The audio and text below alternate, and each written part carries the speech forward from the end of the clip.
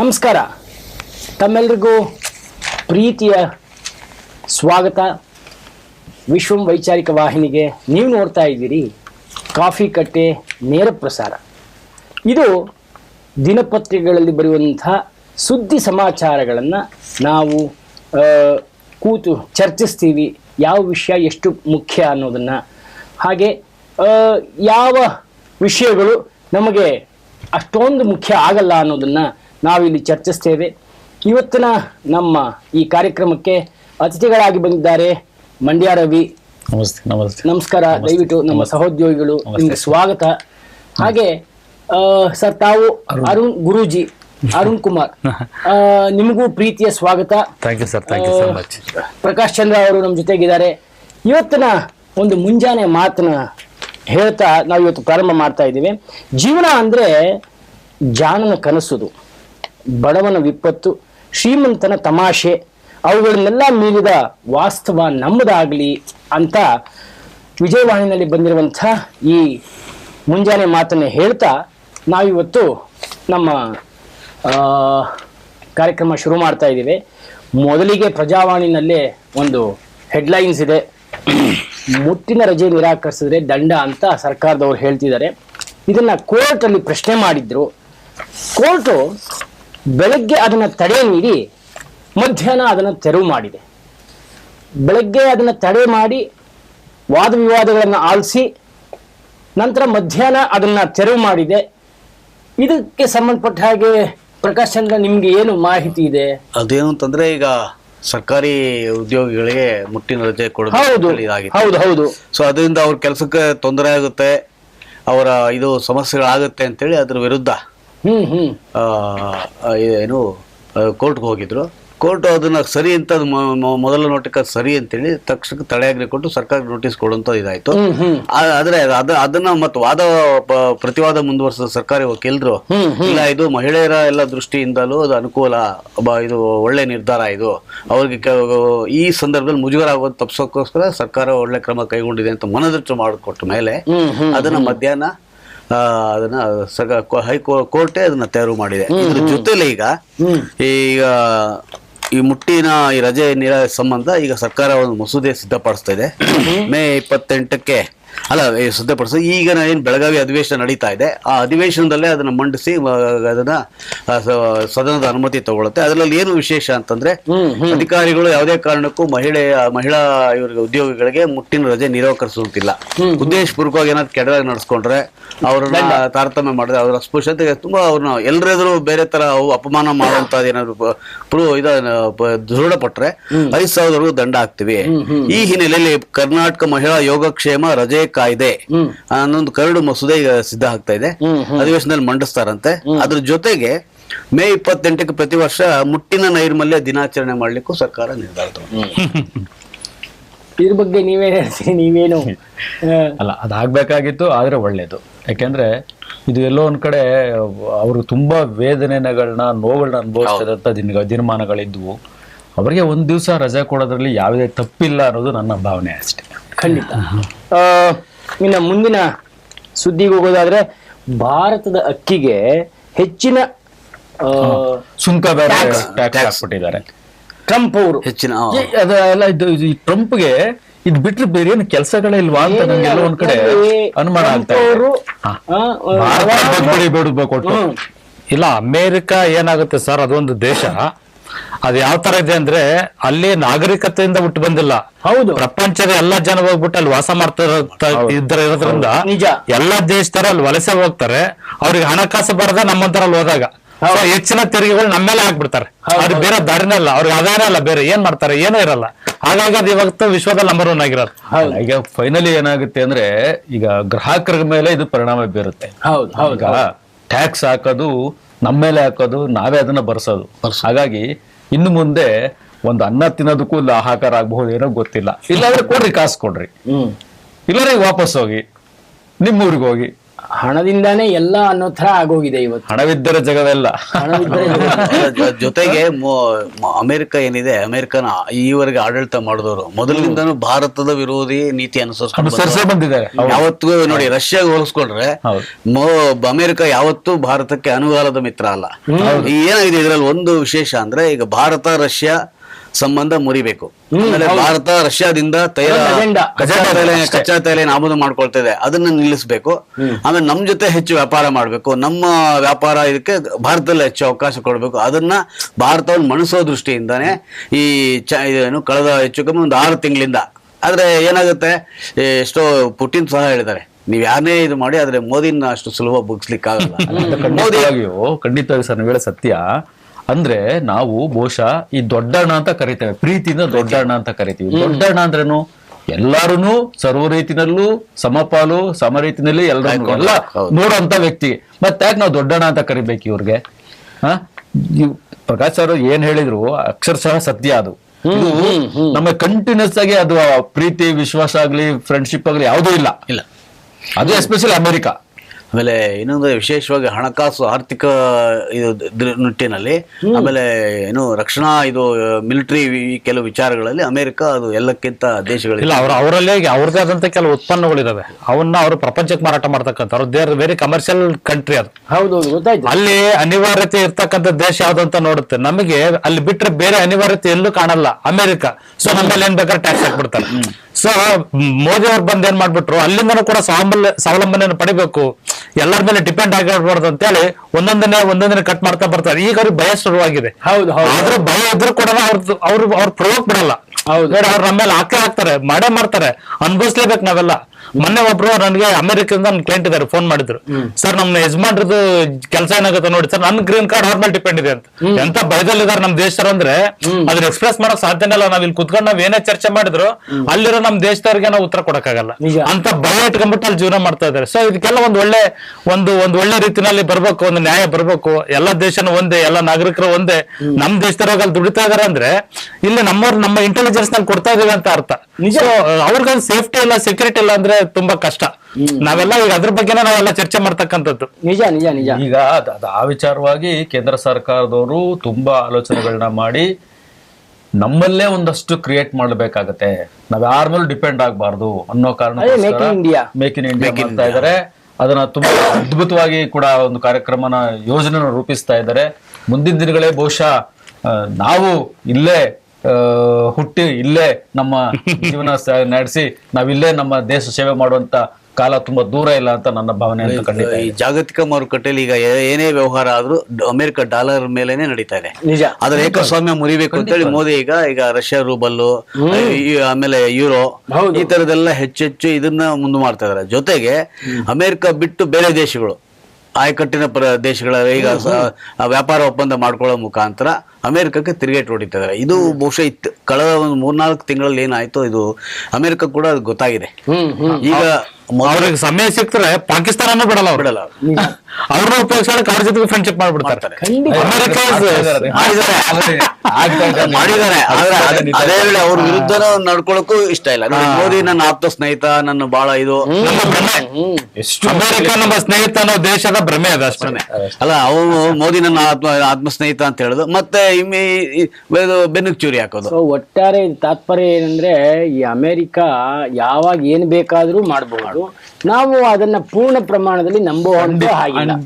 ಆ ನಡೆಗಳನ್ನೇ ಇವಾಗ ಮೋದಿ ಅವರು ಮಾಡ್ತಾ ಇದ್ದಾರೆ.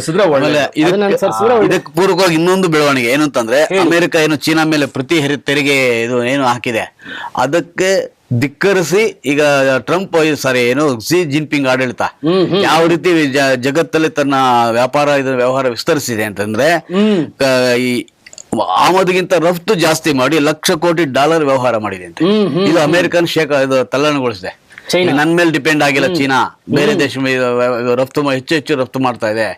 ಈಗ ತುಂಬಾ ಇಂಡಿಪೆಂಡೆಂಟ್ ಆಗಿದೆ ಆ ನಿಟ್ಟಿನಲ್ಲೇ ಹಾಗಾಗಿ ನಮ್ಮ ದೇಶದ ಸ್ವಾತಂತ್ರ್ಯ ಸಿಕ್ಕಾಗ ಬರೀ 37 ಕೋಟಿ ಜನಸಂಖ್ಯೆ ಇದ್ವಿ ನಾವು. ಇವತ್ತು 140 ಕೋಟಿಗಿಂತ ಜಾಸ್ತಿ ಆಗ್ಬಿಟ್ಟು ಪ್ರಪಂಚದಲ್ಲಿ ನಂಬರ್ 1 ಇದೀವಿ. ಸ್ವಾವಲಂಬನೆ ಪಡೆಯಕ್ಕೆ ಬೇರೆ ದೇಶದವ್ರು ನಮ್ಮ ಹತ್ರ ಬಂದು ಕೆಲಸಗಳು ಮಾಡ್ಕೊಂಡು ಹೋಗ್ಬೇಕು, ಅಷ್ಟು ಶಕ್ತಿ ಇದೆ ನಮ್ಮ ಹತ್ರ. ಇದು ಎಲ್ಲೋ ಕರೆಕ್ಟ್ ಆಗಿ ಯೂಸ್ಫುಲ್ ಆಗ್ತಾ ಇಲ್ಲ. ನಮ್ಮ ಶಕ್ತಿ ನಮ್ಗೆ ಇನ್ನು ಒಳಗಡೆ ಇದೆ, ಇನ್ನು ಹೊರಗೆ ಬರ್ತಾ ಇಲ್ಲ, ಇನ್ನು ಎಲ್ಲರನ್ನು ಉಪಯೋಗಿಸಕ್ ನಮ್ಗಿನ್ನು ಶಕ್ತಿ ಸಾಕಾಗ್ತಿಲ್ಲ. ಏನೋ ಒಂದು ಟ್ಯಾಲೆಂಟ್ ಬೇಕು, ಏನೋ ಒಂದು ಹೊಸ ಕ್ರಿಯೇಟಿವಿಟಿ ಬೇಕು, ಹುಟ್ಟಾಕ್ಬೇಕು. ಪ್ರಪಂಚಕ್ಕೆ ನಾವು ಬೇಕು, ನಾವು ತಿಳ್ಕೊಂಡ್ಬಿಡ್ತೀವಿ ಪ್ರಪಂಚಕ್ಕೆ ಬೇರೆ ಕಡೆಗೋರ್ ನಾವೆಲ್ಲ ಬದುಕ್ತೀವಿ ಅಂತ ತಪ್ಪದು ಕಲ್ಪನೆ. ಖಂಡಿತ ಇಲ್ಲ. ಈಗ ಇನ್ನೊಂದು ಇದಕ್ಕೆ ಪೂರಕವಾಗಿ ಈಗ ಹಿಂದೆ ಗ್ಯಾರಂಟಿಗಳೇನು ಬರ್ತಾ ಇತ್ತು, ಅದು ಕೇಂದ್ರ ಸರ್ಕಾರ ನಮ್ ಗ್ಯಾರಂಟಿ ನಂದು ಫಾಲೋ ಮಾಡ್ತಿದೆ ಅಂತ ಕಾಂಗ್ರೆಸ್ ಹೇಳ್ತಲ್ಲ, ಅದೇ ತರ ಈಗ ಮೋದಿ ಏನೀಗ ಪ್ರತಿ ವರ್ಷ ರೈತರಿಗೆ 3 ತಿಂಗಳಿಗೊಮ್ಮೆ ಹಣ ವರ್ಗಾವಣೆ ಮಾಡ್ತಾರೆ. ಅದೇ ರೀತಿ ಟ್ರಂಪ್ ಈಗ ಅಮೆರಿಕದ ರೈತರಿಗೂ ಹಣ ವರ್ಗಾವಣೆ ಮಾಡ್ತಿದಾರಂತೆ. ಯಾಕೆ ಅಂದ್ರೆ ವಿದೇಶಿಗಳ ಮೇಲೆ ಹೆಚ್ಚು ತೆರಿಗೆ ಹಾಕಿದ್ರಲ್ಲ, ಹೆಚ್ಚು ಆದಾಯ ಬಂತು. ಈಗ ಈ ಮೊದಲನೇ ಕಂತಲ್ಲಿ ನಿನ್ನೆ 1,00,000 ಕೋಟಿನ ರೈತರಿಗೆ ವರ್ಗಾವಣೆ ಮಾಡಿದಾರಂತೆ. ಅಲ್ಲೂ ಕೂಡ ಮೋದಿ ಗ್ಯಾರಂಟಿ ಅಲ್ಲೂ ಸ್ಟಾರ್ಟ್ ಆಯ್ತು. ಅಲ್ಲ, ಗ್ಯಾರಂಟಿ ಶುರು ಆಗುತ್ತೆ, ಅದನ್ನ ಮೋದಿಯನ್ನ ಅನುಸರಿಸ್ತಾ ಇದ್ದಾರೆ. ಹೌದು, ನಮ್ಮ ಕೃಷಿಕರಿಗೆ, ನಮ್ಮ ಅಮೆರಿಕಾದ ಕೃಷಿಕರಿಗೆ ನಾನು ಸ್ವಲ್ಪ ಬೆಂಬಲವಾಗಿ ಉತ್ತೇಜನ ಕೊಡಬೇಕು ನಿಟ್ಟಿನಲ್ಲಿ ನಾವು ಅಲ್ಲ ಈವರೆಗೆ ಅಮೆರಿಕ ಅಂದ್ರೆ ಬರೀ ಸಾಫ್ಟ್ವೇರ್ ಅದು ಇದು ಅಷ್ಟೇ ಗಮನ ಅಂತ ಅನ್ಕೊಂಡಿದ್ವಿ. ಕೃಷಿಯಲ್ಲಿ ಕೂಡ ಅದು ಮೊದಲನೇ ಬಾರಿಗೆ ಕೃಷಿಗೆ ಅವರು ಒತ್ತು ಕೊಟ್ಟು ಅಲ್ಲಿಯ ರೈತರಿಗೆ ಒಂದು ಸಹಾಯ ಹಸ್ತವನ್ನು ನೀಡಿದ್ದಾರೆ. ಇದನ್ನ ಮುಂದಿನ ಸಮಾಚಾರ ನೋಡ್ಬೇಕಂದ್ರೆ, ಡ್ರಗ್ಸ್ ದಂಧೆಗೆ ಬೀಳದ ಕಡಿವಾಣ. ಈ ವರ್ಷ 162.87 ಕೋಟಿ ರೂಪಾಯಿ ಮೌಲ್ಯದ ಮಾದಕ ವಸ್ತುಗಳನ್ನು ಜಪ್ತಿ ಮಾಡಿದ್ದಾರೆ. 62 ವಿದೇಶಿ ಪೆಡ್ಲರ್ಗಳನ್ನ ಸೆರೆ ಹಿಡಿದಿದ್ದಾರೆ. ಅದಕ್ಕೆ ಕೃಷ್ಣ ಬೈರೇಗೌಡ ಅವರು ಹೇಳಿದ್ದಾರೆ, ಭೂಮಾಫಿಯಾದ ಹೆಡೆಮುರಿ ಕಟ್ಟುವೆ ಮತ್ತೆ ಅದನ್ನ ಎಚ್ಚರಿಕೆ ಕೊಟ್ಟಿದ್ದಾರೆ. ಪಾಪದವರು ಅಮಾಯಕರಿಗೆ ಸರ್ಕಾರ ತೊಂದರೆ ಕೊಡೋದಿಲ್ಲ, ಆದ್ರೆ ಹಗರಣ ಮಾಡಿದವರು ಭೂಮಾಫಿಯಾದವ್ರನ್ನ ಬಿಡೋದಿಲ್ಲ ಅಂತ ಇನ್ನೊಂದು 2ನೇ ನ್ಯೂಸ್. ರಿಯಲ್ ಎಸ್ಟೇಟ್ ಈ ಡ್ರಗ್ಸ್ ಬಗ್ಗೆ ಸಂಬಂಧಪಟ್ಟದಾಗೆ ನಾವು ತುಂಬಾ ದಿನಗಳಿಂದ ಚರ್ಚೆ ಮಾಡ್ತಾನೆ ಇದ್ದೀವಿ. ಎಸ್ಪೆಷಲಿ ನಮ್ಮ ಕಾಫಿಕಟ್ಟೆ ಕಾರ್ಯಕ್ರಮದಲ್ಲಿ ತುಂಬಾ ಚರ್ಚೆ ಮಾಡ್ತಾ ಇದ್ದೇವೆ. ಇದೆಲ್ಲೋ ಒಂದ್ ಕಡೆ ಎಲೆ ಮೇರೆ ಕಾಯ್ತರ ಇದ್ದಂತ ಇದು ಒಂದು ಇವತ್ತು ಹಿಂಗೆ ಮೈನ್ ಆಗಿ ಇಷ್ಟೊಂದು ಕೋಟ್ಯಾಂತರ ರೂಪಾಯಿ ನಾವು ಸೀಜ್ ಮಾಡ್ತಾ ಇದೀವಿ ಅಂತ ಅಂದ್ರೆ ನಮ್ಮ ಭಾರತ ಅಥವಾ ನಮ್ಮ ಬೆಂಗಳೂರು, ಎಸ್ಪೆಷಲಿ ನಮ್ಮ ಬೆಂಗಳೂರು ಎತ್ತ ಸಾಗ್ತಾ ಇದೆ ನಾವು ಆಲೋಚನೆ ಮಾಡ್ಬೇಕಾಗಿದೆ. ಖಂಡಿತ. ಯಾಕಂದ್ರೆ ನಾವು ಪ್ರತಿ ಸಾರಿ ಹೇಳ್ತಾ ಇದೀವಿ, ಅಪ್ಪ ಅಮ್ಮದಿರು ತುಂಬಾನೇ ಇದ್ರ ಬಗ್ಗೆ ಕೇರ್ ತಗೋಬೇಕು. ಮಕ್ಕಳ ಬಗ್ಗೆ ನೀವು ಒಂದಷ್ಟು ಆಸಕ್ತಿ ವಹಿಸಿಲ್ಲ ಅಂದ್ರೆ ಇವೆಲ್ಲ ಕಾರಣ ಆಗತ್ತೆ. ಎಲ್ಲೋ ಒಂದ್ ಕಡೆ ಮೊನ್ನೆ ಯಾರ ಹತ್ರ ಮಾತಾಡ್ತಾ ಇದ್ದಾಗ ಹೇಳ್ತಾ ಇದ್ದ ವಿಚಾರಗಳು, ಈಗ ಹಳ್ಳಿಗಾಡಿನಿಂದ ಬರ್ತಕ್ಕಂಥ ಹೆಣ್ಣು ಮಗಳು ಬಂದಾಗ ತುಂಬಾ ಚೆನ್ನಾಗಿ ಅದರ ಪಾಡ ಓದ್ಕೊಂಡಿರ್ತದೆ. ಬಟ್ ಎಲ್ಲೋ ಒಂದ್ ಕಡೆ PG-ನಲ್ಲೋ ಅಥವಾ ಹಾಸ್ಟೆಲಲ್ಲೋ ಅಥವಾ ಪ್ರತಿಷ್ಠಿತ ಕಾಲೇಜ್ಗಳಲ್ಲೋ ಸೇರಿದಾಗ ಅಲ್ಲಿ ಪ್ರತಿಷ್ಠಿತ ಕಾಲೇಜ್ ಅಂತ ಅಂದ್ರೆ ಅಲ್ಲಿ ಇರ್ತಕ್ಕಂಥ ಮಕ್ಕಳು ಹೈಫೈ ಮಕ್ಕಳುಗಳೇ ಆಗಿರ್ತವೆ. ಹೈಫೈ ಆಗಿರ್ತವೆ. ಯಾವ ಮಟ್ಟಕ್ಕೆ ಅಂತ ಅಂದ್ರೆ ಅದು ಹೇಳಲಿಕ್ಕೂ ಅಸಾಧ್ಯ, ಆ ಮಟ್ಟಕ್ಕೆ ಆಗಿರ್ತದೆ. ಅವ್ರಿಗೆ ಅವ್ರ ಅಪ್ಪ ಅಮ್ಮ ಕೊಡೋ ದುಡ್ಡು ನೀರಿನ ತರ ಇರ್ತದೆ. ಅದು ಏನು ಖರ್ಚು ಮಾಡ್ಬೇಕು ಏನ್ ಮಾಡ್ಬೇಕು ಅಂತ ಗೊತ್ತಿರಲ್ಲ. ಅವರು ಇವರನ್ನ ಬಲಿಪಶು ಮಾಡ್ತಾ ಇದ್ದಾರೆ ಅನ್ನೋದು ಎಲ್ಲೋ ಒಂದ್ ಕಡೆ ಒಂದು ಅಂದ್ರೆ ಆ ರೂಟ್ಗೆ ಬಲವಂತ ತಳ್ಳದೆ ಆಗಿರ್ಬಹುದು, ಅಥವಾ ಆ ಜೊತೆಲಿ ಕರ್ಕೊಂಡು ಹೋಗೋದಾಗಿರ್ಬಹುದು, ಅವೆಲ್ಲ ಇಂಟ್ರೊಡ್ಯೂಸ್ ಮಾಡಿ ಇವತ್ತು ಆ ಹಳ್ಳಿಯ ಹೆಣ್ಣು ಮಕ್ಕಳು ಕೂಡ ಇದಕ್ಕೆ ಬಲಿಯಾಗ್ತಾ ಇದ್ದಾರೆ. ನೀವು ಹೇಳೋದು ಖಂಡಿತವಾಗ್ಲೂ 100ಕ್ಕೆ 100% ಸತ್ಯ ರವಿ. ಇದೇನಾಗ್ತಿದೆ, ಅಲ್ಲಿ ಪ್ರತಿಷ್ಠಿತ ಕಾಲೇಜು ಅಲ್ಲಿ ಇಲ್ಲಿ ಎಲ್ಲ ನಮ್ಮ ಕರ್ನಾಟಕದ ಜನಸಂಖ್ಯೆ ಅಥವಾ ನಮ್ಮ ಕರ್ನಾಟಕದ ಹುಡುಗರು ಕಡಿಮೆ ಇರ್ತಾರೆ. ಅಲ್ಲಿ 100ಕ್ಕೆ 70 ಭಾಗ 80 ಭಾಗ ಬರೀ ಹೊರ ರಾಜ್ಯದವರು ಇರ್ತಾರೆ. ಖಂಡಿತವಾಗಿಯೂ ಅಲ್ಲಿ ಆ ಸಂಸ್ಕೃತಿಯನ್ನ ಅವ್ರು ತಗೊಂಡ್ಬಂದಿರ್ತಾರೆ. ಇಲ್ಲಿ ನಮ್ಮ ಸರ್ಕಾರ ಮತ್ತೆ ಪೊಲೀಸ್ ಇಲಾಖೆ ತುಂಬಾ ಕಟ್ಟುನಿಟ್ಟಾದ ಕ್ರಮಗಳನ್ನ ತೆಗೆದುಕೊಂಡ್ರೆ ಮಾತ್ರ ಇದಕ್ಕೊಂದು ಕಡಿವಾಣ ಸಾಧ್ಯ. ಖಂಡಿತವಾಗಿಯೂ ಅಲ್ವಾ ಪ್ರಕಾಶ್ ಚಂದ್ರ? ಖಂಡಿತ. ಅದೇನು ಅಂದ್ರೆ ಶಾಲಾ ಮಟ್ಟದಲ್ಲಿ ಒಂದು ಆಡಳಿತ ಮಂಡಳಿ ಮತ್ತೆ ಪೊಲೀಸರು ವಿಶೇಷವಾಗಿ ಈಗ ನೀವು ಹೇಳದಾಗೆ ಹೊರ ರಾಜ್ಯದ ಅಥವಾ ಹೊರ ರಾಷ್ಟ್ರದ ಪ್ರಜೆಗಳಿಂದಲೇ ನಮ್ಗೆ ಇಷ್ಟೆಲ್ಲ ಆಗ್ತಾ ಇರೋದು. ಹೌದು. ಸೊ ನೀವು ನಮ್ಮಲ್ಲಿ ಇನ್ನೂ ಸ್ವಲ್ಪ ಏನು ಇಂಟರ್ಪೋಲ್ ಪೊಲೀಸ್ ಏನಿದ್ದಾರೆ ಇನ್ನೂ ಸ್ವಲ್ಪ ಸ್ಟ್ರಾಂಗ್ ಆಗ್ಬೇಕಾಗುತ್ತೆ. ಸೊ ಆ ನಡುವೆ ಇನ್ನೂ ಒಂದು ಖುಷಿ ವಿಚಾರ ಅಂದ್ರೆ ಪೊಲೀಸ್ನವರು ಕೆಲಸಗಳು ಮಾಡ್ತಿಲ್ಲ ಅಂತ ಹೇಳ್ತಿಲ್ಲ ನಾನು, ಆದ್ರೆ ಎಷ್ಟು ಹದ್ದಿನ ಕಂಡಿಡ್ಲಿಕ್ಕೆ ಸಾಧ್ಯತೆಗಳಾಗುತ್ತೆ. ಸೊ ಎಲ್ಲೋ ಒಂದ್ ಕಡೆ ನಾವು ಸಾಮಾನ್ಯ ಪ್ರಜೆಗಳು ಕೂಡ ಒಂದಷ್ಟು ಅವ್ರಿಗೆ ಮಾಹಿತಿ ಕೊಡುವಂತ ಕೆಲಸ ಕಾರ್ಯಗಳು ಕೂಡ ನಾವು ಮಾಡ್ಬೇಕಾಗತ್ತೆ. ಎಲ್ಲೋ ನಮ್ ಕಣ್ಣು ಕಾಣಿಸುತ್ತೆ, ನೋಡಿರ್ತೀವಿ ನಾವು, ನಮ್ಗೆ ಯಾಕೆ ಬಿಡಪ್ಪ ಹೋಗಪ್ಪ ಅಂತ ಹೋಗಬಾರ್ದು. ಯಾಕಂದ್ರೆ ನಾಳೆ ದಿವಸ ಅದಕ್ಕೆ ನಮ್ಮ ಮಕ್ಕಳು ಕೂಡ ಬಲಿಯೋಗೋ ಸಾಧ್ಯತೆಗಳು ಇರ್ತವೆ.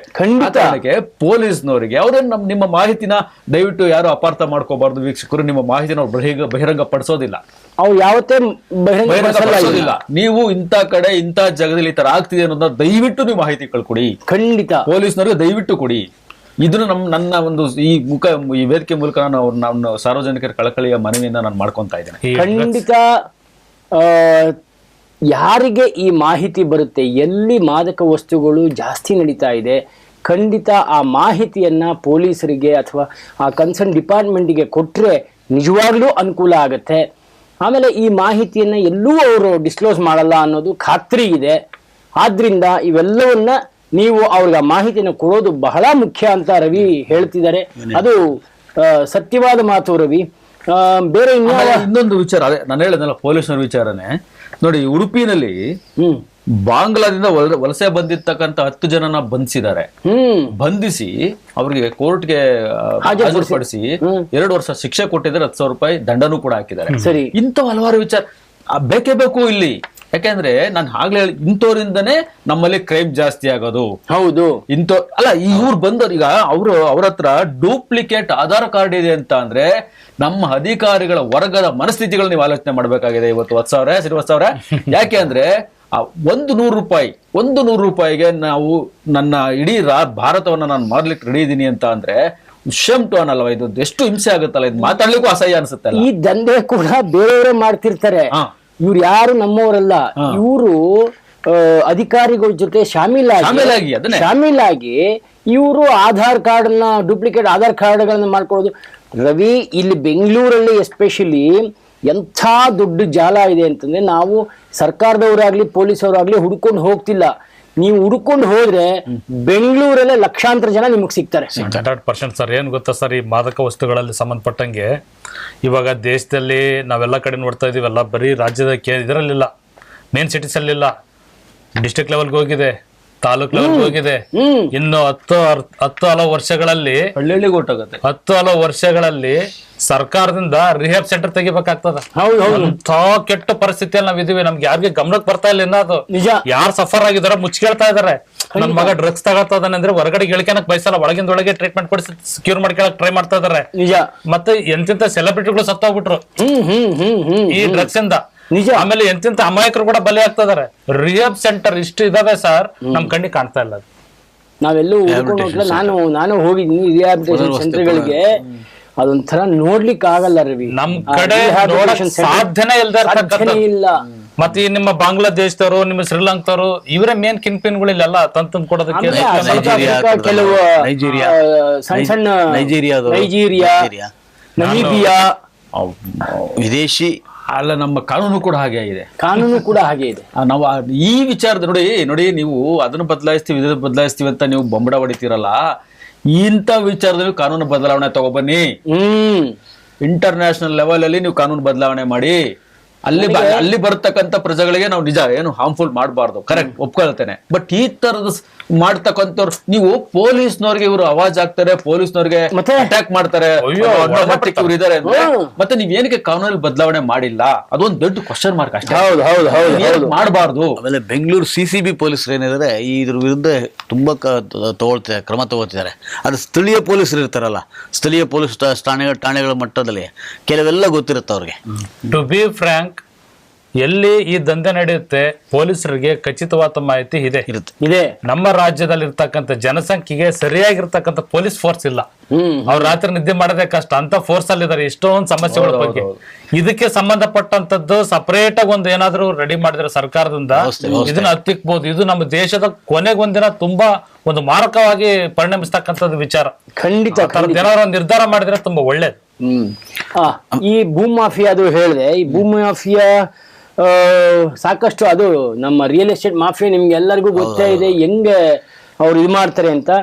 ಕೃಷ್ಣ ಬೈರೇಗೌಡರು ಇದಕ್ಕೆ ಎಚ್ಚರಿಕೆಯನ್ನು ಕೊಟ್ಟಿದ್ದಾರೆ. ಅಮಾಯಕರಿಗೆ ಸರ್ಕಾರ ಯಾವತ್ತೂ ತೊಂದರೆಯನ್ನು ಕೊಡೋದಿಲ್ಲ, ಆದ್ರೆ ಹಗರಣ ಮಾಡಿದವರು ಭೂ ಮಾಫಿಯಾದವ್ರನ್ನ ಬಿಡೋದಿಲ್ಲ ಅಂತ ಅದು ಸಚಿವರು ಹೇಳಿರೋದು. ನಿನ್ನೆ ವಿಧಾನಸಭೆ ಬೆಳಗಾವಿ ವಿಧಾನಸಭೆ ನಡೀತಿದೆ. ಶಾಸಕರೊಬ್ರು ಕೇಳಿದ್ರೆ ನೆಲಮಂಗಲ ತಾಲೂಕು ಯಾವ್ದೋ ಒಂದು ಪರ್ಟಿಕ್ಯುಲರ್ ಈ ಕಡೆ ಈ ತರ ತೊಂದರೆ ಕೊಡ್ತಾ ಇದಾರೆ. ಅದಕ್ಕೆ ಅವರು ಈ ತರ ಹೇಳಿರೋದು ಏನು ಅಂತಂದ್ರೆ, ನಿಜವಾಗ್ಲೂ ಯಾರು ಪ್ರಾಮಾಣಿಕರು ಇರ್ತಾರೆ ಅವರು ನಾವು ತೊಂದರೆ ಆಗಲ್ಲ, ಆದ್ರೆ ಉದ್ದೇಶಪೂರ್ವಕವಾಗಿ ಅಕ್ರಮವನ್ನು ಎಸಗಿದ್ರೆ, ಸರ್ಕಾರಿ ಭೂಮಿಯನ್ನು ಅತಿಕ್ರಮಣ ಮಾಡಿದ್ರೆ ಅಂತ ನಾವು ಖಂಡಿತ ಕಠಿಣ ಕ್ರಮ ತಗೊಳ್ತೀವಿ ಅಂತ. ಆದ್ರೆ ಇನ್ನೊಂದು ವಿಶೇಷ ಅಂದ್ರೆ ಇದರಲ್ಲೇ ಸಾಕಷ್ಟು ಪ್ರಭಾವಿಗಳೇ ಶಾಮೀಲಾಗಿರ್ತಾರೆ. ಖಂಡಿತ ಬಾವಿಗಳೇ 100% correct sir. ಈಗ ನೀವು ಹೇಳಿದ್ರಿ ಗೋಮಾಳ ಇಲ್ವೇ ಇಲ್ಲ ಬಿಡಿ. ಇಲ್ವೇ ಇಲ್ಲ, ಗೋಮಾಳ ಕಡಿಮೆ ಆಗ್ತದೆ ಈಗ. ಪಡೆದು ಬಾಯಿಗೆ ಹಾಕೊಂಡ್ಬಿಟ್ಟು ಖಂಡಿತ ಈಗ ನೀವು ಗೋಮಾಳ ಹುಡುಕಿದ್ರು ಸಿಗಲ್ಲ, ಕೆರೆಗಳು ಸಿಗಲ್ಲ, ಏನು ಗೋಮಾಳ ಸಿಗಲ್ಲ, ಸಿಗಲ್ಲ. ಕೆರೆಗಳನ್ನೇ ಬಿಡ್ತಾ ಇಲ್ಲ ಅಂದ್ರೆ ಅಲ್ಲ ಕೆರೆಗಳು ಬಿಡ್ತಿಲ್ಲ, ಕಾಡನ್ನು ಬಿಡ್ತಿಲ್ಲ. ನಾನು ಹೇಳ್ತಾ ಇರೋದು ಪ್ರಭಾವಿ ರಾಜಕಾರಣಿಗಳು ಅವರೇ ಮಾಡೋದು, ಬೇರೆ ಯಾರು ಸಾಮಾನ್ಯ ವ್ಯಕ್ತಿ ಕೈಲಿ ಮಾಡಕ್ ಆಗಲ್ಲ. ಯಾವುದೇ ಕಾರಣಕ್ಕೂ ಸಾಧ್ಯ ಇಲ್ಲ. ಹೌದು. ಸೊ ನಿಮ್ಗೆ ಶಕ್ತಿ, ಹಣಬಲ, ಜನಬಲ ಇದ್ದಾಗ ಮಾತ್ರ ನೀವು ಮಾಡ್ಲಿಕ್ಕೆ ಸಾಧ್ಯ. ನಾನು ಹೋಗ್ಬಿಟ್ಟು ಅಲ್ಲಿ 10 ಎಕರೆ ನನಗೆ ಬೇಲಿ ಹಾಕಳ್ತ ನನ್ನ ಕೈಲಿ ಖಂಡಿತ ಆಗಲ್ಲ, ಸಾಧ್ಯನೂ ಇಲ್ಲ. ಸರ್ಕಾರ ಅರಣ್ಯ ಇಲಾಖೆ ಏನಿದೆ, ರಾಜ್ಯಾದ್ಯಂತ ಏನು ಅರಣ್ಯ ಭೂಮಿ ಇದೆ, ಅದನ್ನ ನಿಜವಾಗ್ಲೂ ಮೂಲ ದಾಖಲೆ ತೆಗೆಸಿ ಎಷ್ಟು ಇತ್ತು, ಈಗ ಎಷ್ಟು ಒತ್ತುವರಿ ಆಗಿದೆ. ಈಗಂತೂ ಒಂದು ಬೆಂಗಳೂರು ಸುತ್ತಮುತ್ತ ಅಂತೂ ಅತಿಕ್ರಮಣನ ಅಧಿಕಾರಿಗಳು ನಿಜವಾಗ್ಲೂ ಬಹಳ ಕಟ್ಟುನಿಟ್ಟಾಗಿ ತೆರವು ಮಾಡ್ತಿದ್ದಾರೆ. ಆತರ ಅರಣ್ಯ ಭೂಮಿ ಒತ್ತುವರಿನ ತೆರವು ಮಾಡಿದ್ರೆ ಸರ್ಕಾರದ ಭೂಮಿ, ನಮ್ಮ ಭೂಮಿ, ಭೂಮಿ ಉಳಿಯುತ್ತೆ. ಇಲ್ಲ ಅಂದ್ರೆ ಅದು ಏನೋ ಅತಿಕ್ರಮಣ ಪಾಲಾಗುತ್ತೆ, ಅದು ಖಾಸಗಿ ಇದಕ್ಕೆ ಉದ್ದೇಶಗಳು ಬಳಕೆ ಆಗುತ್ತೆ.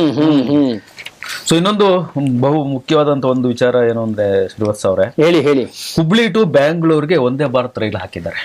ಸೊ ತುಂಬಾ ಒಳ್ಳೆ ಫಲಿತಾಂಶ ಕೂಡ ಅದ್ರಲ್ಲಿ ಸಿಗ್ತಾ ಇದೆ. ಅಲ್ಲಿ ಹುಬ್ಳಿಯಿಂದ ಬೆಂಗಳೂರಿಗೆ ಎಷ್ಟು ಬಸ್ಗಳಲ್ಲಿ ತುಂಬಾ ಕಷ್ಟ ಆಗ್ತಾ ಇತ್ತು, ಅಥವಾ ಮಂತ್ರಾಲಯಕ್ಕೆ ಹೋಗ್ತಕ್ಕಂಥ ಜನಗಳಿಗಿರ್ಬೋದು, ತುಂಬಾ ಬಹಳ ಅನುಕೂಲ ಆಗಿದೆ ಇದರಿಂದ. ಆಮೇಲೆ ನಾನು ಒಂದ್ಸರಿ ಪ್ರಯಾಣ ಮಾಡಿದೆ, ಬಹುಶಃ ಅಲ್ಲಿ ಕೊಡೋ ದುಡ್ಡಿಗೆ ನಮ್ಗೇನು ಅದೇನು ಅನ್ಸಲ್ಲ. ಯಾಕಂದ್ರೆ ಆಲ್ಮೋಸ್ಟ್ ಅಲ್ಲಿ ಬಸ್ಸಿಗೇನು ನಾವು ಈ ಹಬ್ಬ ಹರಿದ ರಜೆಗಳಲ್ಲಂತೂ ಡಬಲ್ ತ್ರಿಬಲ್ ಬಸ್ ಚಾರ್ಜ್ ಅವ್ರು ಹೇಳಿದ್ದೆ ರೇಟ್, ಅವೆಲ್ಲ ನಾವು ಕನ್ಸಿಡರ್ ಮಾಡದೆ ಆದ್ರೆ ಒಂದು ಒಳ್ಳೆ ಪ್ರಯತ್ನ. ಸೊ ಅದಕ್ಕೆ ತಕ್ಕಾಗಿ ಅದನ್ನ ಒಂದೇ ಭಾರತ್ ರೈಲ್ನ ನಿರ್ವಹಣೆ ಮಾಡ್ಲಿಕ್ಕೋಸ್ಕರ, ಮೇಂಟೈನ್ಸ್ ಮಾಡ್ಲಿಕ್ಕೋಸ್ಕರ ಒಂದು ಹುಬ್ಬಳ್ಳಿನಲ್ಲಿ ಮತ್ತೆ ಬೆಂಗಳೂರಲ್ಲಿ ಎರಡೂ ಕಡೆ ಒಂದು ಶೆಡ್ ನ ಕ್ರಿಯೇಟ್ ನಿರ್ಮಾಣ ಮಾಡ್ತಾ ಇದ್ದಾರೆ.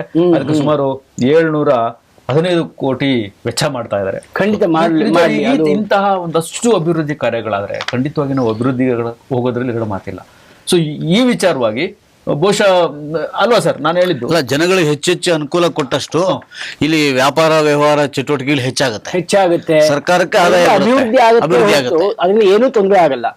ನೀವು ಹೇಳಿದಾಗೆ ಬೆಂಗಳೂರು ಮತ್ತೆ ಹುಬ್ಬಳ್ಳಿಯಲ್ಲಿ ಒಂದು ಶೆಡ್ಗಳು ಬೇಕು ಅದರ ನಿರ್ವಹಣೆ ಮಾಡ್ಲಿಕ್ಕೆ. ಯಾಕಂದ್ರೆ ಒಂದೇ ಭಾರತದಲ್ಲಿ ಇವಾಗ ತುಂಬಾ ಹೆಚ್ಚಾಗಿದೆ, ಹೌದು, ಕಡಿಮೆ ಅಂತೂ ಆಗಿಲ್ಲ, ಹೆಚ್ಚಾಗಿದೆ. ಅದರಿಂದ ಅನುಕೂಲಗಳೇ ಆಗ್ತಿದೆ ವಿನಃ ಅದರಿಂದ ಯಾವತ್ತೂ ತೊಂದರೆ ಅಂತೂ ಆಗಿಲ್ಲ. ಅದು ನಮಗೆ ಬೇಕಾಗಿರೋದು. ಅದು ಒಂದು ಕಾರಣವು ಇನ್ನೊಂದೇನು ಅಂತಂದ್ರೆ, ಈಗ ಕರ್ನಾಟಕದಲ್ಲಿ ಪ್ರಮುಖ ವಾಣಿಜ್ಯ ಕೇಂದ್ರ ಅಂದ್ರೆ ಹುಬ್ಬಳ್ಳಿ ಧಾರವಾಡ. ಹೌದು, ಹುಬ್ಬಳ್ಳಿ ಪಕ್ಕದಲ್ಲಿ ಕನೆಕ್ಟ್ ತುಂಬಾ ಒಳ್ಳೆ ಇದಾಗುತ್ತದೆ. ಯಾಕಂದ್ರೆ ಮಧ್ಯ ಕರ್ನಾಟಕದಲ್ಲಿ ಇರೋದ್ರಿಂದ ತುಂಬಾ ಜನ ಕನೆಕ್ಟಿವಿಟಿ ಬರುತ್ತೆ, ಅಲ್ಲಿ ಜನ ಬಹಳ ಉಪಯೋಗ ಆಗ್ತಾರೆ. ಇರ್ತಕ್ಕಂಥ ಜನಗಳಿಗೆ, ಅಲ್ಲಿರ್ತಕ್ಕಂಥ ಜನಗಳಿಗೆ ಈಗೆಲ್ಲ ರನ್ನಿಂಗ್ ಮ್ಯಾನ್. ಈಗ ನಡೆದ್ರೆ ಜೀವನ ಇಲ್ಲ, ಮುಂಚೆ ಎಲ್ಲ ಎತ್ತಿನ ಗಾಡಿ ಹೋದ್ರೆ ಜೀವನ ಇತ್ತು, ಸೈಕಲ್ ಇದ್ರೆ ಜೀವನ ಇತ್ತು. ಈಗ ವಿಮಾನನೇ ಸಣ್ಣವಾಗ್ಬಿಟ್ಟಿದ್ದೇವೆ, ಅಷ್ಟು ರನ್ನಿಂಗ್ ಮ್ಯಾನ್ ಇದೀವಿ ನಾವೀಗ. ಸೊ ಈ ಬುಲೆಟ್ ಟ್ರೈನ್ ತುಂಬಾ ಉಪಯೋಗ, ಇನ್ನೂ ಹೆಚ್ಚಾಗಿ ಅದು ಸರ್ವಿಸ್ ಕೊಡ್ಲಿ ಅಂತ ಈ ಸಮಯದಲ್ಲಿ ಕೇಳ್ತೀವಿ. ಈ ಡ್ರಗ್ಸ್ ನಾವೇನ್ ಮಾತಾಡ್ತಿದ್ವಿ, ಅದಕ್ಕೆ ಇನ್ನೊಂದು ಪೂರಕವಾಗಿ ಕನ್ನಡ ಪ್ರಭದಲ್ಲಿ ಒಂದು ವಿಶೇಷ ವರದಿ ಆಗಿದೆ. ಡ್ರಗ್ಸ್ ಯಾವ ಮಟ್ಟಿಗೆ ಅದರ ವ್ಯಾಪಕತೆಯನ್ನು ಚಾಚಿಕೊಂಡಿದೆ, ವ್ಯಾಪಕವಾಗಿದೆ ಅಂತಂದ್ರೆ ಅದರ ಆರ್ಭಟಕ್ಕೆ ನಮ್ಮ ಮದ್ಯ ಮಾರಾಟ ನಡೀತಿದೆಯಲ್ಲ, ಮದ್ಯ ಲಿಕ್ಕರು ಕುಸಿದೋಗಿದೆ ಅಂತೆ. ರಾಜ್ಯದಲ್ಲಿ ಬಿಯರ್ ಮಾರಾಟದಲ್ಲಿ ಭಾರಿ ಕುಸಿತ, ಇತರ ಮದ್ಯಗಳ ವ್ಯಾಪಾರವೂ ಇಳಿಕೆ. ಅಂದ್ರೆ ಡ್ರಗ್ಸ್ ಹೆಚ್ಚು ತಗೊಳ್ತಾ ಇದ್ರೆ ಮದ್ಯ ಬೇರೆ ಇದನ್ನ ಕಡಿಮೆ ಆಗ್ತಾ ಇದೆ. ಸೊ ಅಂದ್ರೆ ಇದು ಸರ್ಕಾರಕ್ಕೂ ಎಲ್ಲೋ ಒಂದು ರೀತಿ ಆದಾಯಕ್ಕೂ ಕೋತ ಆಗಿದೆ. ಈಗ ಸರ್ಕಾರ ಅನಿವಾರ್ಯವಾಗಿ ಡ್ರಗ್ಸ್ ನ ಕಡಿವಾಣ ಹಾಕಲೇಬೇಕಾಗಿದೆ. ಇನ್ನೊಂದು ಮುಖ್ಯವಾದದ್ದು ಮತ್ತೆ ಇದ್ದಿದ್ದು ಮತ್ತೆ ಟಿಪ್ಪು ಜಯಂತಿ ವಿವಾದ ಭುಗಿಲೆದ್ದಿದೆ. ಸರ್ಕಾರದಿಂದಲೇ ಆಚರಿಸುವಂತೆ ಶಾಸಕ ಕಾಶಪ್ಪನವ್ರ ನೋಟಿಸು, ಕಾಂಗ್ರೆಸ್ನವ್ರದ್ದು, ಮತ್ತೆ ಅದಕ್ಕೆ ಪ್ರತಿಪಕ್ಷ ಬಿಜೆಪಿ ಶಾಸಕರ ನಡುವೆ ಜಟಾಪಟಿ. ಇದೇನ್ ಬೇಕು ಅಂತ ಮಾಡ್ತಾರೋ ಇವೆಲ್ಲ ಯಾವ್ದು ಏನು ವಿಷಯ ಇಲ್ಲದೆ ಹೋದ್ರೆ ಈ ತರದ್ ಯಾವ್ದು ತಗೊಂಡು ಎಂಥ ಟೈಮ್ ನಲ್ಲಿ ಇವ್ರು ಈಚೆ ಬಿಡ್ತಾರೆ ಅಂತ ಅಂದ್ರೆ, ಇವ್ರಿಗೆ ಯಾವ್ದೋ ಬೇರೆ ವಿಚಾರ ತಲೆನೋವು ಇರ್ತದ, ಅದು ತಲೆನೋವು ಇರ್ತಕ್ಕಂಥ ವಿಚಾರನ ಮರೆಸ್ಲಿಕ್ಕೆ ಈ ತರದೆಲ್ಲ ಮಧ್ಯೆ ಒಂದು ಪುಸ್ತಕ ಅಂತ ಬಿಟ್ಬಿಡ್ತಾರೆ. ಖಂಡಿತ ಅದೆಲ್ಲವೂ ಗೊತ್ತಿರೋಂಥ ವಿಷಯನೇ. ಈಗ ಎಲ್ಲಾರು ಒಂದು ಈಗ ನಮ್ ಜೀವನನೇ ನಾಟಕ, ಎಲ್ಲರೂ ನಾಟಕ, ಬಟ್ ಇವ್ರದ್ದು ಡಿಫ್ರೆಂಟ್ ನಾಟಕ. ಹೌದು ಯಾವ ಮಟ್ಟಕ್ಕೆ ನಾವು ಇವ್ರನ್ನ ಕಂಟ್ರೋಲ್ ಮಾಡಕ್ ಆಗ್ತಾ ಇಲ್ಲ ಇವ್ರನ್ನ. ಹೌದು, ಈ ನೋಡಿ ನಾವು ಕೃಷ್ಣ ದೇವರಾಯರು ಎಷ್ಟು ಕೊಡುಗೆ ಕೊಟ್ಟಿದ್ದಾರೆ. ಅವ್ರ ಜಯಂತಿ ನಾವ್ ಯಾರು ನೆನಪೇ ಮಾಡಿ ಕೇಳಲ್ಲ, ಬರೋದೇ ಇಲ್ಲ. ಯಾರ್ರಿ ಬರೋದೇ ಎಲ್ಲಿದ್ದಾರೆ ಅವ್ರು? ಯಾರವ್ರು? ಹಾಗಾಗಿ ನೆನಪೇ ಮಾಡಿ ಕೇಳಲ್ಲ ನಾವು. ಈ ಹುಚ್ಚಾಟಕ್ಕೆ ನಾವು ಬ್ರೇಕ್ ಹಾಕ್ಬೇಕು ಅಂತಂದ್ರೆ, ಈ ಹುಚ್ಚಾಟಕ್ಕೆ ನಾವು ಸುದ್ದಿನೇ ಮಾಡಬಾರ್ದು ಇವೆಲ್ಲಾನು. ನಿಜ. ಯಾಕೆ ನಾವು ಮಾಡ್ಲೇಬಾರ್ದು ಯಾಕೆ ಪ್ರಕಾಶ್ ಚಂದ್ರ ಅವರೇ, ಮಹಾತ್ಮ ಗಾಂಧಿ ಜಯಂತಿಯನ್ನೇ ನಾವು ಎಲ್ಲೋ ದೂರ ಅಥವಾ ಅದೆಲ್ಲ ಮರ್ತೋಗೋ ತರ ಇದ್ದಾಗ ಇವೆಲ್ಲ ಯಾಕೆ ಹೊಸದು ಉಟ್ಕೊಳ್ಳುತ್ತೆ? ಈಗ ಇವ್ರು ನೋಡಿ ಹೇಳ್ತೀನಿ ಕೇಳಿ, ಈಗ ಅವ್ರು ಮಾತಾಡಿದ್ರೆ ಒಂದು ತರ, ಇವ್ರು ಕೋಮು ಗಲಭೆ ಅಂತಾರೆ. ಹೌದು, ಹುಟ್ಟಾಕರು ಯಾರು? ಇವ್ರು ಹುಟ್ಟಾಕರು. ನಾವ್ ಯಾಕೆ ಇವೆಲ್ಲ ನಾವ್ಯಾಕೆ ನಮ್ಮ ಬಾಯಿನಲ್ಲಿ ಇವ್ರನ್ನೆಲ್ಲ ಹಾಳಿ ನಾವ್ಯಾಕೆ ನಮ್ಮ ಬಾಯಿನ ಹಾಳು ಮಾಡ್ಕೊಂಡು? ನಿಜ ನಿಜ ನಿಜ. ಖಂಡಿತವಾಗಿ ಇಂಥವೆಲ್ಲರೂ ನೆಗ್ಲೆಕ್ಟ್ ಮಾಡೋದು ತುಂಬಾ ಒಳ್ಳೇದು. ಸರ್ಕಾರ ನೋಡಿ ವಾಲ್ಮೀಕಿ ಜಯಂತಿ ಮಾಡುತ್ತೆ, ಆಮೇಲೆ ಕನಕ ಜಯಂತಿ ಮಾಡುತ್ತೆ. ಇವರೆಲ್ಲ ಸಮಾಜಕ್ಕೆ ಕೊಡುಗೆ ಒಂದು ಕೊಟ್ಟಿದ್ದಾರೆ. ನೀವು ಟಿಪ್ಪು ಬಗ್ಗೆ ವಾದ ಪ್ರತಿವಾದ ಎರಡೂ ಇದೆ. ಆದ್ರೆ ಒಂದೇನು ಅಂತಂದ್ರೆ ಈಗ ಈ ವಿವಾದ ಅಂತಿದ್ದಾಗ ಅದು ಮತ್ತೆ ಜೇನ್ಗೂಡಿಗೆ ಕೈ ಹಾಕುವಂತ ದುಸ್ಸಾಹಸ ಎಷ್ಟು ಮಾತ್ರ ಸರಿ. ಅನ್ನೋದಕ್ಕಿಂತ ಬೇರೆ ತರ ಆಲೋಚನೆ ಮಾಡಿ ನೋಡೋಣ. ಫಾರ್ ಎಕ್ಸಾಂಪಲ್, ಇವತ್ತು ಯಾವ್ದೋ ಒಂದು ಸಮುದಾಯದವರು ಸಾಧನೆ ಮಾಡಿದಾರೆ ಅಂದ್ರೆ ಅವ್ರಿಗೊಂದು ಜಯಂತ್ಯೋತ್ಸವ ಮಾಡೋಣ ಅಂತ. ನಾವೇನ್ ಮಾಡೋಣ, 2 ಅವರ್ ಜಾಸ್ತಿ ಕೆಲಸ ಮಾಡ್ಲಿ. ಯಾವ್ದಿಲ್ಲ ಸರ್ಕಾರಗಳಿಗೆ ಯಾಕೆ ನಾವೆಲ್ಲರಿಗೂ ರಜಾ ಕೊಟ್ಟು ಇಡೀ ರಾಜ್ಯದ ಜನಕ್ಕೆ ರಜಾ ಕೊಟ್ಟು ಅವ್ರನ್ನೆಲ್ಲ ಮನೆ ಕಳಿಸಿ? ನೀವು ಸತ್ಯವಾದ ಮಾತು. ಜಪಾನೀಸ್ ಹಾಗೆ ಮಾಡೋದು. ಸ್ಟ್ರೈಕ್ ಮಾಡ್ತೀವಿ ಅಂತ ಅಂದ್ರೆ ಎಕ್ಸ್ಟ್ರಾ ಪ್ರೊಡಕ್ಷನ್ ಮಾಡಿ. ಹೌದು, ಜಯಂತ್ಯೋತ್ಸವಕ್ಕೆ ಬೆಳಗ್ಗೆ 8 ಗಂಟೆಯಿಂದ ನಮ್ಮ ಸರ್ಕಾರಿ ಆಫೀಸ್ ಓಪನ್ ಆಗುತ್ತೆ, ತೆಗಿಲಿ ನೋಡೋಣ. ಯಾರು ಬರಲ್ಲ ಅಲ್ಲ, ಹೌದೇ, ಅಲ್ಲಿ 4 ಜನ ಕೂತಿರ್ತಾರ, ಆರ್ಗನೈಸ್ ಮಾಡಿರೋರು ಇವ್ರು ಕೂತಿರ್ತಾರ. ಬಿಟ್ರೆ ಯಾರು ಯಾವ ಜಯಂತಿಗೂ ಬರಲ್ಲ, ಬಿಟ್ಬಿಡಿ. ಇನ್ನೊಂದು ಒಂದು ಮಾಹಿತಿ ವಿಚಾರಕ್ಕೋಸ್ಕರ ಹೇಳ್ತಾ ಇರ್ತಕ್ಕಂಥದ್ದು ಅಂದ್ರೆ, ಈ SSLC ಮುಗಿಸಿರ್ತಕ್ಕಂಥ ಮಕ್ಕಳಿಗೆ ನಿಜವಾಗಿ ಇದೊಂದು ಕೋಆಪರೇಟಿವ್ ಮ್ಯಾನೇಜ್ಮೆಂಟ್ ಡಿಪ್ಲೊಮಾಗೆ ಇವತ್ತು ಕಾಲ್ ಫಾರ್ಮ್ ಮಾಡಿದ್ದಾರೆ. ಸೊ ಈ ತರದ ವಿಚಾರಗಳು ನಾವು ಹೆಚ್ಚೆಚ್ಚು ಕೊಟ್ರೆ ತುಂಬಾ ಅನುಕೂಲ ಆಗುತ್ತೆ ಅಂತ ನಾನು ಭಾವನೆ ಸೊ SSLC ಉತ್ತೀರ್ಣ ಆಗಿ ಇನ್ನೂ ಎಲ್ಲೂ ಅಂದ್ರೆ ಹೋಗಿ ನೀವೆಲ್ಲ PUC ಅಥವಾ ಇದು ಮಾಡೋ ಬದಲು ಈ ತರ ಡಿಪ್ಲೊಮಾ ಮಾಡಿ, ಜೊತೆಗೆ ಇವ್ರಿಗೆ ಸ್ಟೈಫಂಡ್ ಕೂಡ ಕೊಡ್ತಾರೆ. ತಿಂಗಳಿಗೆ 500 ರೂಪಾಯಿ ಕೂಡ ಕೊಡ್ತಾರೆ. ಸೊ ಇದು ಅಪ್ಲಿಕೇಶನ್ ಬಂದು ಬೆಂಗಳೂರು ನಗರ, ಗ್ರಾಮಾಂತರ, ರಾಮನಗರ, ಕೋಲಾರ, ಚಿಕ್ಕಬಳ್ಳಾಪುರ, ತುಮಕೂರು ಈ ಎಲ್ಲಾ ಜಿಲ್ಲಾ ಸಹಕಾರಿ ಯೂನಿಯನ್ ಬ್ಯಾಂಕ್ಗಳಲ್ಲಿ ನಿಮ್ಗೆ ಅಪ್ಲಿಕೇಶನ್ ಸಿಗುತ್ತೆ. ದಯವಿಟ್ಟು ಯಾರ್ಯಾರು ಮಕ್ಕಳು ಖಾಲಿ ಇದ್ದೀರಾ ದಯವಿಟ್ಟು ಹೋಗಿ ಈ ಡಿಪ್ಲೊಮಾ ಕೋರ್ಸ್ ನ ಮಾಡಿ, ನಿಮ್ಗೆ ಒಳ್ಳೇದಾಗತ್ತೆ. ಕೋಆಪರೇಟಿವ್ ಸೆಕ್ಟರ್ ಅದು. ಓಕೆ, ದಯವಿಟ್ಟು ಮಾಡ್ಲಿ ಅನ್ನೋದು ನನ್ನೊಂದು ಕಳಕಳಿಯ ಮನವಿ. ಖಂಡಿತ ನಮಗೆ ಈ ತರದ್ದು ಈ 10ನೇ ಕ್ಲಾಸ್ ಅಂದ್ರೆ SSLC ಪಾಸ್ ಆದವ್ರಿಗೆ ಯಾವ ದಿಕ್ಕಲ್ಲಿ ಹೋಗ್ಬೇಕು, ಏನ್ ಹೋಗ್ಬೇಕು ಅಂತ ಗೊತ್ತಾಗ್ತಾ ಇರಲ್ಲ. ದಯವಿಟ್ಟು ಹೇಳಿದಂತ ಎಲ್ಲ ಒಳ್ಳೆ ವಿಚಾರ ಚೆನ್ನಾಗಿದೆ. ದಯವಿಟ್ಟು ಎಲ್ಲರೂ ಅಪ್ಲೈ ಮಾಡಿ. ಅಧಿಕೃತ ಬಡಾವಣೆಗಳ ನಿವೇಶನಕ್ಕೆ ಖಾತಾ, ಮುಂಚೆ ಖಾತಾ ಕೊಡ್ತಿದ್ದಂತೆ ಇವಾಗ ಖಾತಾ ಕೊಡ್ತಾರೆ. ಏನಂದ್ರೆ ಸರ್ಕಾರಕ್ಕೆ ಇನ್ನೊಂದಷ್ಟು ದುಡ್ಡು ಬೇಕು, ಅದರಿಂದ ಇವರು ಈ ತರ ಎಲ್ಲ ವ್ಯವಸ್ಥೆಗಳನ್ನ ಮಾಡ್ತಾರೆ. ಅದನ್ನ ತುಂಬಾ ಪ್ರಾಮಾಣಿಕವಾಗಿ ಎಲ್ಲರೂ ಒಪ್ಕೋತಾರೆ. ತುಂಬಾ ವಿರೋಧ ಪಕ್ಷದವರು, ಆಡಳಿತ ಪಕ್ಷದವರು ಅದಿದ್ರೆ ತಾನೆ. ಆಮೇಲೆ ಜನಗಳಿಗೂ ಕೂಡ ಯೂಸ್ ಆಗುತ್ತೆ. ಯಾಕೆಂದ್ರೆ ಅನಧಿಕೃತವಾಗಿರ್ತಕ್ಕಂಥ ಬಡಾವಣೆನ ಮನೆ ಕಟ್ಕೊಂಡಿರ್ತಾರೆ ಯಾರೊಬ್ಬ ಬಡವ. ಈ ತರ ಖಾತಾ ಕೊಟ್ರೆ ಬ್ಯಾಂಕ್ ಅಲ್ಲಿ ಇರ್ತಕ್ಕಂಥ ಏನೋ ಒಂದು ಲೋನ್ ಸಿಗೋದು, ಸಾಲ ಸಿಗೋದು. ಅದು ಖಾತಾ ಮಾಡಿಸಿದ ನಂತರ ಈಗ ಮತ್ತೆ ಖಾತಾ. ಫಸ್ಟ್ ಅದು ಆಕ್ಚುಲಿ ಖಾತಾನೇ ಇದ್ದಿದ್ದು, ಅದನ್ನ ಖಾತಾ ಮಾಡ್ತೀವಿ ಅಂದ್ರು, ಇದ್ ಮಾಡ್ತೀವಿ ಅಂದ್ರು, ಕೊನೆಗೆ ಖಾತಾ ಮಾಡ್ತೀವಿ ಅಂದ್ರು. ಈಗ ಮತ್ತೆ ಒಂದಷ್ಟು ಪರ್ಸೆಂಟೇಜ್ ಕೊಟ್ಟು ನೀವು ಖಾತಾ ಮಾಡಿಸ್ಕೊಳ್ಳಿ. ಇಷ್ಟೇ ದುಡ್ಡು. ನೀವು ಅಜೆಂಡಾ ಅಂದ್ರೆ ದುಡ್ಡು ಅಜೆಂಡಾ ಅಂದ್ರೆ ದುಡ್ಡು ಅಷ್ಟೇ. ಇವರು ಗ್ಯಾರಂಟಿ ಮಂತ್ರಗಳನ್ನ ಹೇಳ್ಬಿಟ್ಟು ಈ ಬರೀ ಯಾವ್ಯಾವ್ದ್ರ ಮೇಲೆ ದುಡ್ಡನ್ನ ಮಾಡಬಹುದು ಅದ್ರ ಮೇಲೆ ಮಾಡ್ತಿದ್ದಾರೆ. ಆಮೇಲೆ ಇನ್ನೊಂದು ಕಸ ವಿಲೇವಾರಿಗೆ ಹೊಸ ವಿಧಾನ DKಶ. ಅದ್ ಏನ್ ಮಾಡ್ತಾರೋ ಏನ್ ಕಥೆನೋ ಗೊತ್ತಿಲ್ಲ. ಇವ್ರಿಗೆ ಆ ಕಸ ವಿಲೇವಾರಿದೆ ಒಂದು ದೊಡ್ಡ ಸಮಸ್ಯೆ ಆಗಿದೆ. ಯಾಕೆಂದ್ರೆ ಅದ್ರದ್ದು ಖಂಡಿತ ಸಮಸ್ಯೆ ಆಗಿದೆ. ಯಾಕೆಂದ್ರೆ ವಸತಿ ಪ್ರದೇಶಗಳು ಬೆಳೀತಾ ಇದ್ದಾಗೆ, ನಗರ ಪ್ರದೇಶ ಬೆಳೀತಾ ಇದ್ದಾಗೆ ಅದನ್ನ ತ್ಯಾಜ್ಯನ ವಿಲೇವಾರಿ ಮಾಡೋದು ತುಂಬಾ ಕಷ್ಟ ಆಗ್ತಾ ಇದೆ. ಅದರ ನಿರ್ವಹಣೆ ತುಂಬಾ ಕಷ್ಟ ಆಗ್ತದೆ. ನಿಜವಾಗ್ಲೂ ಕಷ್ಟನ ಅಂದ್ರೆ ಇದಕ್ಕೆಲ್ಲ ಏನು ಪರಿಹಾರ ಇದೆ, ವೈಜ್ಞಾನಿಕವಾಗಿ ಪರಿಹಾರ ಇದೆ. ಅದು ಎಲ್ಲಿಂದ ಬರ್ಬೇಕು ಅಂತ ಹೇಳ್ತೀನಿ ಕೇಳಿ. ಇವ್ರಿಗೇನ್ ಪರಿಹಾರ ಆಗೋದು ಬೇಡ. ಅದು ಎಲ್ಲಿಂದ ಬರ್ತೀನಿ, ಎಲ್ಲಿಂದ ಆಗ್ಬೇಕಾಗಿದೆ ಅಂತ, ಅದು ನನ್ನ ಮನೆಯಿಂದ ಆಗ್ಬೇಕಾಗಿದೆ ಆ ಕೆಲಸ. ನನ್ನ ಮನೆ ಅಂದ್ರೆ ಯಾರ್ಯಾರು ನಮ್ಮ ವಾಹಿನಿನ ವೀಕ್ಷಿಸ್ತಾ ಇದ್ರು ಅಥವಾ ನಿಮ್ಮೆಲ್ಲ ಸ್ನೇಹಿತರುಗಳು ಹೇಳಿ, ನಮ್ಮ ಮನೆಯಿಂದ ಅದಾಗಬೇಕಾಗಿದೆ. ನೀವು ಕಸನ ವಿಂಗಡಣೆ ಮಾಡಬೇಕಾಗಿದೆ. ಹಸಿ ಕಸ ಬೇರೆ ಮಾಡಬೇಕು, ಒಣ ಕಸ ಬೇರೆ ಮಾಡಬೇಕು. ಈಗ ಹಸಿ ಕಸ ತಗೊಂಡೋಗ್ಬಿಟ್ಟು ಏನ್ ಮಾಡ್ತಾ ಇದ್ದಾರೆ, ಗೊಬ್ಬರವಾಗಿ ಕನ್ವರ್ಟ್ ಮಾಡಿ ಮಾಡ್ತಾ ಇದ್ದಾರೆ. ಗೊತ್ತಾಯ್ತು. ಒಣ ಕಸದಿಂದ ಬೇರೆ ಬೇರೆ ಎಲ್ಲ ಮಾಡ್ತಿದ್ದಾರೆ. ಸೊ ಈಗ ಪ್ಲಾಸ್ಟಿಕ್ ನಿಂದ ಅದನ್ನ ಡಾಂಬರ್ಗೆ ಮಿಕ್ಸ್ ಮಾಡಿ ರೋಡ್ಗೆ ಹಾಕುವಂಥದ್ದು ಏನೋ ಒಂದಷ್ಟು ಕೆಲಸಗಳು ಆದ್ರೆ ನಾವು ಇಲ್ಲಿ ಅದನ್ನ ಸರಿಯಾಗಿ ಮಾಡ್ತಾ ಇಲ್ಲ. ನೀವೆಷ್ಟು ಜನ ನೀವು ಸಿಬ್ಬಂದಿ ಇಡ್ತೀರಾ ಈ ಕಾರಣಕ್ಕೋಸ್ಕರ? ನಿಜ. ನೀವು ತಳಮಟ್ಟದಲ್ಲಿ ನೀವು ಅದನ್ನ ಎಷ್ಟು BBMP ಅಧಿಕಾರಿಗಳು ಯಾರಾಗಿರ್ಬೋದು ಅವರೆಷ್ಟು ರಿಕ್ವೆಸ್ಟ್ ಮಾಡ್ಲಿಕ್ಕೆ ಸಾಧ್ಯತೆಗಳಾಗುತ್ತೆ. ಈಗ ದಾರಿ ನೀವು ಹೋಗ್ಬಿಟ್ಟು ಸುಮ್ಮನೆ ದಾರಿ ಬಿಸಾಕ್ ಹೋಗ್ತೀರಲ್ಲ, ಅದೆಷ್ಟು ಮಟ್ಟಕ್ಕೆ ಸರಿ? ಈಗ ನನ್ನ ಮನೇಲಿ ನಾನು ಬಿಸಾಕ್ತೀನ ಅದನ್ನ ಕಸನ, ಹೌದು. ನನ್ನ ಮನೆ ಕಾಂಪೌಂಡ್ ಒಳಗೆ ನಾನು ಹಾಕಂತೀನ? ಯಾಕೆ ಇದು ಇನ್ನೊಬ್ಬ ಯಾರಿಗೂ ಜಾಗೃತಿ, ಎಷ್ಟೊತ್ತು ಜಾಗೃತಿ ಮೂಡಿಸ್ಬೇಕಾಗತ್ತೆ? ನಿಮಗೆ ಬೇರೆ ವಿಚಾರ ಎಲ್ಲ ಮಾತಾಡ್ಲಿಕ್ಕೆ ಗೊತ್ತಾಗತ್ತೆ, ಬೇರೆ ಎಲ್ಲ ಆಲೋಚನೆಗಳಿದೆ. ಇದನ್ನ ಸರ್ಕಾರ ಜೊತೆಗೆ ನಾವು ಕೈ ಜೋಡಿಸಿಲ್ಲ ಅಂದ್ರೆ ಇವೆಲ್ಲ ಕಗ್ಗಂಟೆ ಆಗೋದು. ಯಾಕೆಂದ್ರೆ ಕಡಿಮೆ ಜನ ಇಲ್ಲ ಬೆಂಗಳೂರಲ್ಲಿ, ನಿಜ, ಕಡಿಮೆ ಜನ ಇಲ್ಲ. ಹೌದು. ಇದನ್ನ ತಗೊಂಡೋಗಿ ಬೇರೆ ಕಡೆ ಡಂಪ್ ಮಾಡೋಕೆ ಡಂಪಿಂಗ್ ಯಾರ್ಡ್ಗಳು ಸಿಗ್ತಾ ಇಲ್ಲ. ಬೇರೆ ಹಳ್ಳಿಯವರು ಗಲಾಟೆ ಮಾಡ್ತಾರೆ, ಹೌದು, ಅವ್ರ ಉಸಿರಾಟಕ್ಕೆ, ತೊಂದರೆ ಆಗ್ತಾ ಇದೆ, ಅವ್ರ ಆರೋಗ್ಯಕ್ಕೆ ಎಷ್ಟೆಷ್ಟು ತೊಂದರೆಗಳಾಗುತ್ತೆ. ಮೂಲ ಕಾರಣ ಎಲ್ಲಿ? ಪ್ಲಾಸ್ಟಿಕ್ ಅನ್ನ ಕಡಿಮೆ ಮಾಡಿ. ಹೌದು. ಇವರು ಮಗುನು ಚಿವುಟಾದಂತೆ ತೂಗದಂತೆ. ಅಂದ್ರೆ ನೀವು ಯಾಕೆ ಆ ಸ್ಟೆಪ್ ತಗೊಂತಾ ಇಲ್ಲ? ಪ್ಲಾಸ್ಟಿಕ್ ಅನ್ನ ನಿರ್ಬಂಧಿಸಿ ಖಂಡಿತ ಇಲ್ಲ, ಕ್ಲೋಸ್ ಮಾಡಿ. ಈಗ ನೀವು ಒಂದ್ ಸ್ವಲ್ಪ ವರ್ಷಗಳ ಹಿಂದೆ ಹೋಗಿ ಎಲ್ಲಿತ್ತು ಪ್ಲಾಸ್ಟಿಕ್? ಇವತ್ತು ಒಬ್ಬ ಹಳ್ಳಿಯ ರೈತರ ಜಮೀನೆಲ್ಲ ನಿಮ್ ಪ್ಲಾಸ್ಟಿಕ್ ತೋರಿಸ್ತೇನೆ. ಹೌದು. ಸೊ ಇದು ನೀವು ನಿಲ್ಲಬೇಕು. ಯಾವುದೋ ಒಂದು, ಈಗ ಏನೋ ಅಕ್ಕಿ ಮೇಲೂ ಪ್ರೀತಿ ಇರ್ಬೇಕು, ಆದಂಗ ಆಗಲ್ಲ. ಎಸ್ಪೆಷಲ್ ಇಂಥ ವಿಚಾರಗಳಲ್ಲಿ ನೀವು ಕಠಿಣವಾದ ಕ್ರಮವನ್ನ ಕೈಗೊಳ್ಳಲೇಬೇಕಾಗಿದೆ. ಹೌದು. ಇದರಲ್ಲಿ ಇಲ್ಲ ಅಂದ್ರೆ ಬೇರೆ ದಾರಿನೇ ಇಲ್ಲ. ವೈಜ್ಞಾನಿಕವಾಗಿ ಸಂಸ್ಕರಿಸಬೇಕಾದರೆ ಈ ಒಂದು ಕಸ ಅದು ನಮ್ಗೆ ನಮ್ಮ ಜೀವನ ಶೈಲಿಗೆ ಅದು ತುಂಬಾ ಮಾರಕವಾಗಿ ಪರಿಣಮಿಸಬಾರದು ಅಂದ್ರೆ ಸರ್ಕಾರ ವೈಜ್ಞಾನಿಕವಾಗಿ ಸಂಸ್ಕರಣೆ ಮಾಡ್ಬೇಕಂದ್ರೆ ನಾವು ನಮ್ಮ ಮನೆಯಿಂದಲೇ ಬದಲಾವಣೆಯನ್ನು ತರಬೇಕು. ಖಂಡಿತ. ಎಲ್ಲರೂ ಒಪ್ಕೊಳ್ತೇವೆ. ನೋಡಿ, ದಾಖಲೆಗಳ ಪ್ರಕಾರ ಬೆಂಗಳೂರಿನಲ್ಲಿ, ಗ್ರೇಟರ್ ಬೆಂಗಳೂರು ವ್ಯಾಪ್ತಿಯಲ್ಲಿ ಪ್ರತಿದಿನ 8,000 ಟನ್ ಕಸ ಸಂಗ್ರಹ ಆಗುತ್ತೆ. ಈಗ ಅದನ್ನ ಹೇಳಿದಾಗೆ ಸರಿಯಾದ ಸಂಸ್ಕರಣಾ ಕೇಂದ್ರಗಳು ಇಲ್ಲ. ಈಗ ಅದಕ್ಕೆ ಏನ್ ಮಾಡ್ತಾರಂದ್ರೆ ಉತ್ತರ ದಕ್ಷಿಣ ಇಲ್ಲ ಎರಡು ಈ ಕಡೆ ಇಂಥ ಕಡೆ ಹೊಸ ತಂತ್ರಜ್ಞಾನ ಅಂತ ಅಳವಡಿಸ್ತಾರಂತೆ. ಹಿಂದೆ ಎಲ್ಲ ಮಾಡಿದ್ರು, ಬೇರೆ ಬೇರೆ ಬಡಾವಣೆಗಳ ವ್ಯಾಪ್ತಿಯಲ್ಲಿ ಮಾಡಿದ್ರು, ಎಲ್ಲವೂ ವೇಸ್ಟ್ ಆಗಿತ್ತು. ಆಮೇಲೆ ಇನ್ನೊಂದು ವಿಶೇಷ ಅಂದ್ರೆ ಈಗೇನು ಪ್ರಮುಖ ಬಡಾವಣೆಗಳಲ್ಲಿ ಜಾರಿ ಆಗ್ತಿದೆ. ಈಗ ಒಣ ಕಸ ವಸೂಲಿಗೆ ಸಂಗ್ರಹ ಮಾಡ್ಲಿಕ್ಕೆ ಬೇರೆ ಬರ್ತಾ ಇದಾರೆ, ಹಸಿ ಕಸ ಸಂಗ್ರಹಕ್ಕೆ ಬೇರೆ ವಾಹನ ಬರ್ತಾ ಇದೆ. ಅವರು ಕಡಾಖಂಡಿತವಾಗಿ ಇವರು ಒಟ್ಟಿಗೆ ಸ್ವೀಕರಿಸ್ತಾ ಇಲ್ಲ. ಅದು ಜಾರಿಗೆ ಬಂದಿದೆ. ಆದ್ರೆ ಬೇರೆ ಬಡಾವಣೆಗಳಿದೆಯಲ್ಲ, ಇನ್ನು ಸ್ವಲ್ಪ ದೂರದ ಬಡಾವಣೆಗಳಲ್ಲಿ ಅದು ಇನ್ನೂ ಬಂದಿಲ್ಲ.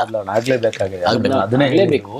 ಈಗ ಒಂದಷ್ಟು ಪ್ರಾಮಾಣಿಕವಾಗಿ ಮಾಡೋರು ಇಲ್ಲ ಅಂತ ಮಾಡ್ತಾ ಇದಾರೆ, ಇಲ್ಲ ಅಂತ ಹೇಳಲ್ಲ ನಾನು. ಆದ್ರೆ ಪ್ರತಿಯೊಬ್ರು ಆ ನಿಟ್ಟಿನಲ್ಲಿ ಹೆಜ್ಜೆ ಇಟ್ರೆ ಖಂಡಿತವಾಗಿ ಇವು ಕೆಲವೊಂದು ತಾರ್ಕಿಕ ಅಂತ್ಯವನ್ನು ನಾವು ನೋಡ್ಬೋದು. ವಾಹನಗಳೆಲ್ಲ ಅನೌನ್ಸ್ಮೆಂಟ್ ಕೊಡ್ತಾ ಇದಾರೆ, ಮಾಡ್ತಾ ಇದ್ದಾರೆ. ಮನೆಯಿಂದಾನೆ, ನಮ್ಮ ಮನೆಗಳಿಂದಲೇ ಈ ಕಸಕ್ಕೆ ಸಂಬಂಧಪಟ್ಟಂಗೆ ಒಂದು ವಿಚಾರ ಹೇಳ್ತೀನಿ ನೋಡಿ. ಚೈನಾದಿಂದ ನಮಗೆ ಕೊರೋನಾ ಬಂತು. ಯಾಕೆ ಬಂತು? ಅಲ್ಲಿ ಬರೀ ನಾನ್ ವೆಜ್ಗಳನ್ನೇ ಜಾಸ್ತಿ ತಿನ್ನೋದು ಮತ್ತು ಜಲಚರ ವಸ್ತುಗಳನ್ನೇ ಜಾಸ್ತಿ ತಿಂತಾರೆ. ಆ ತ್ಯಾಜ್ಯ ವಸ್ತುಗಳನ್ನ ಉಟ್ಕೊಳ್ತಂತ ಒಂದ್ ಮಾತು. ಇಲ್ಲಿ ನಾವ್ ಏನಾದ್ರೂ ತ್ಯಾಜ್ಯ ಹಾಕ್ತಿವಿ ಅಲ್ಲಿಂದ ನಮ್ಗೆ ಒಂದ್ ದಿನ ಬೇರೆ ಕಾಯಿಲೆ ರೋಗ ಶುರುವಾಗುತ್ತೆ. ಯಾರ ಕಾಯಿಲೆ ಒಳಪಡೋರು? ನನ್ ಮಗ, ನನ್ ಮಕ್ಕಳು, ನನ್ ಮೊಮ್ಮಕ್ಕಳು, ನಮ್ಮ ರಿಲೇಷನ್, ನಾವು. ಇದ್ರ ಬಗ್ಗೆ ಎಲ್ಲ ಯಾರು ನೋಡ್ಬೇಕಂದ್ರೆ ಈಗ ನೋಡಿ, ಯಾವ್ದೋ ನಮ್ಮ ಹತ್ರ ಬರ್ತದ, ಅದು ಕಸ ವಾಪಸ್ ಹೋಗ್ತದ ಅಂದ್ರ ಅದು ವೈಜ್ಞಾನಿಕವಾಗಿ ನಾವ್ ಏನಾದ್ರು ಸಂಸ್ಕರಣೆ ಮಾಡೋದ್ ಕೊಟ್ರೆ ಅದು ಸಪೋರ್ಟ್ ಆಗ್ತದ. ಇಲ್ಲಾಂದ್ರೆ ನಾವೇ ಇದಕ್ಕೆಲ್ಲ ಫೇಸ್ ಮಾಡ್ಬೇಕು. ಖಂಡಿತ. ಮುಂದಿನ ಸುದ್ದಿನ ನೋಡೋದಾದ್ರೆ ಸೈಬರ್ ವಂಚನೆಯ ಮೊತ್ತ 5,474 ಕೋಟಿ ಅಂತ ಪರಮೇಶ್ವರ್ ಅವರು ಒಂದು ಕೊಟ್ಟಿದ್ದಾರೆ. ಅಲ್ಲ, ದೊಡ್ಡ ಮೊತ್ತ 5,474 ಕೋಟಿ. ಹಿರಿಯ ನಾಗರಿಕರು ಅವರು ಇವರಿಂದ ಈ ಸೈಬರ್ ಕ್ರೈಮ್ ಎಲ್ಲಿ ತನಕ ಹೋಗಿದೆ ಅಂದ್ರೆ ಸರ್, ಅದ್ಯಾರು ಎಷ್ಟೆಷ್ಟು ಕಳ್ಕೊತಾ ಇದ್ರು ಕರೆಕ್ಟಾಗಿ ಲೆಕ್ಕನೇ ಗೊತ್ತಾಗ್ತಿಲ್ಲ. ಅಂದ್ರೆ ಎಲ್ಲ ವಿದ್ಯಾವಂತರು ಕಳ್ಕೊತಾ ಇದ್ದಾರೆ. ಅದಕ್ಕೆ ಯಾವ ತರ ಕ್ರಮ ತಗೋತಾರೋ ನಿಜವಾಗ್ಲೂ ಗೊತ್ತಿಲ್ಲ. ಒಂದು ಪೊಲೀಸರಂತೂ ಕಾಲಕ್ಕೆ ಎಚ್ಚರಿಕೆ ಕೊಡ್ತಾನೆ ಇದಾರೆ. ಆದ್ರೂ ಜನ ಅವ್ರು ಯಾರೋ ಫೋನ್ ಮಾಡ್ತಾರೆ ಅಂತ ಹೆದರ್ಕೊಳ್ತಾರೆ. ತುಂಬಾ ಚೆನ್ನಾಗಿ ಎಲ್ಲರಲ್ಲೂ ಯಾಮಾರಿಸ್ತಾರೆ. ಅದು ಎಷ್ಟು ಯಾವ ತರ ಹೆದರ್ಕೋತಾರೆ ಅಂದ್ರೆ, ಅದೇ ಈಗ ಒಂದು 2 ವಾರದ ಹಿಂದೆ 32 ಕೋಟಿ ರೂಪಾಯಿ ಮಹಿಳೆ ಕಳ್ಕೊಂಡಿದ್ದಾರೆ. ಹೌದು ನೋಡಿ, 32 ಕೋಟಿ. ಅಲ್ಲ, ನಮಗೂ ಸಾಕಷ್ಟು ಮೆಸೇಜ್ಗಳು ಬರ್ತಿರ್ತವೆ. ಇಲ್ಲಿ ಕ್ಲಿಕ್ ಮಾಡಿ ನಿಮ್ಗೆ ಬೇರೆ ಪ್ರಪಂಚ ತೋರಿಸ್ತೀವಿ, ಅದೇನೋ ಕೊಡ್ತೀವಿ, ಇದನ್ನ ಯಾಕೆ ಬೇಕು ನಮ್ಗೆ? ನಮ್ಗೆ ಇಲ್ದೇ ಇರೋ ಸಂದರ್ಭದಲ್ಲಿ ಇನ್ನೊಬ್ರದ್ದು ನಾನು ಅಲ್ಲಿ ಆಲೋಚನೆ ಮಾಡ್ಲಿಕ್ಕೆ ಹೋಗ್ಲಿ. ಜನ ಪ್ರವೋಕ್ ಆಗ್ಬಿಡ್ತಾರೆ, ಆಸೆ ತೋರಿಸ್ತಾರೆ. ಆನ್ಲೈನ್ ವಂಚನೆ ಅಂದ್ರೆ ಒಂದೇ ತರ ಬರಲ್ಲ, ಇದನ್ನ ಕಟ್ಟಿದ್ವಿ ಕೊಡ್ತೀವಿ ಅಂತ ಏನೋ ಹೇಳ್ತಾರೆ. ಆಮೇಲೆ ಹೆದರಿಕೆ ಒಂದು ಬೇರೆ, ಏನೋ ಯಾವ್ದೋ ನಿಮ್ದೇನೋ ನಿಮ್ಮ ಹೆಸರು ಕೊರಿಯರ್ ಬಂದಿದೆ, ನಿಮ್ಮನ್ನ ಅರೆಸ್ಟ್ ಮಾಡ್ತಾರೆ, ನಿಮ್ಮ ವಿರುದ್ಧ ಕ್ರಮ ತಗೊಂಡು ನೋಡಿ, ಅದು ಡೆಲ್ಲಿಯಿಂದ ಮಾಡ್ತಾರೆ, ಯಾರೋ ಮಾಡ್ತಾರೆ. ಆಮೇಲೆ ನನ್ಗೆ ಇನ್ನೊಂದು ಸಂಶಯ ಏನು ಅಂತಂದ್ರೆ, ಈಗ ನಾವು ಒಂದು 1,000 ರೂಪಾಯಿ 2,000 ರೂಪಾಯಿ ಇದು ವರ್ಗಾವಣೆ ಮಾಡೋದು ಬ್ಯಾಂಕ್ ಇದರಿಂದ ವರ್ಗಾವಣೆ ಆಗ್ಬೇಕು ತಾನೆ. ಕೋಟ್ಯಾಂತರ ರೂಪಾಯಿ ಆದ್ರೆ ಬ್ಯಾಂಕಿಂಗ್ ಇಂದ ಅದು ಹೇಗೆ ವರ್ಗಾವಣೆ ಆಗುತ್ತೆ, ಯಾರು ವರ್ಗಾವಣೆ ಆಗುತ್ತೆ? ಬ್ಯಾಂಕ್ ವ್ಯವಸ್ಥೆ ಇಲ್ಲ, ಅದು ವಿವರ ಇರಲ್ವಾ? ಅಲ್ಲೇ ಯಾಕೆ ತಡೆ ಆಗ್ಬಾರ್ದು ಇಂಥ ಸಂದರ್ಭದಲ್ಲಿ? ಅದನ್ನು ಅವರೆಲ್ಲ ಮಾಡ್ತಾ ಇರ್ತಾರೆ. ನೋಡಿ, ಇದನ್ನೆಲ್ಲವನ್ನ ಮೀರಿ ಈ ತರ ವಂಚನೆಗಳಾಗ್ತಿದೆ ಅಂತಂದ್ರೆ ನಾವು ನಿಜವಾಗ್ಲೂ ಯೋಚನೆ ಮಾಡಬೇಕು.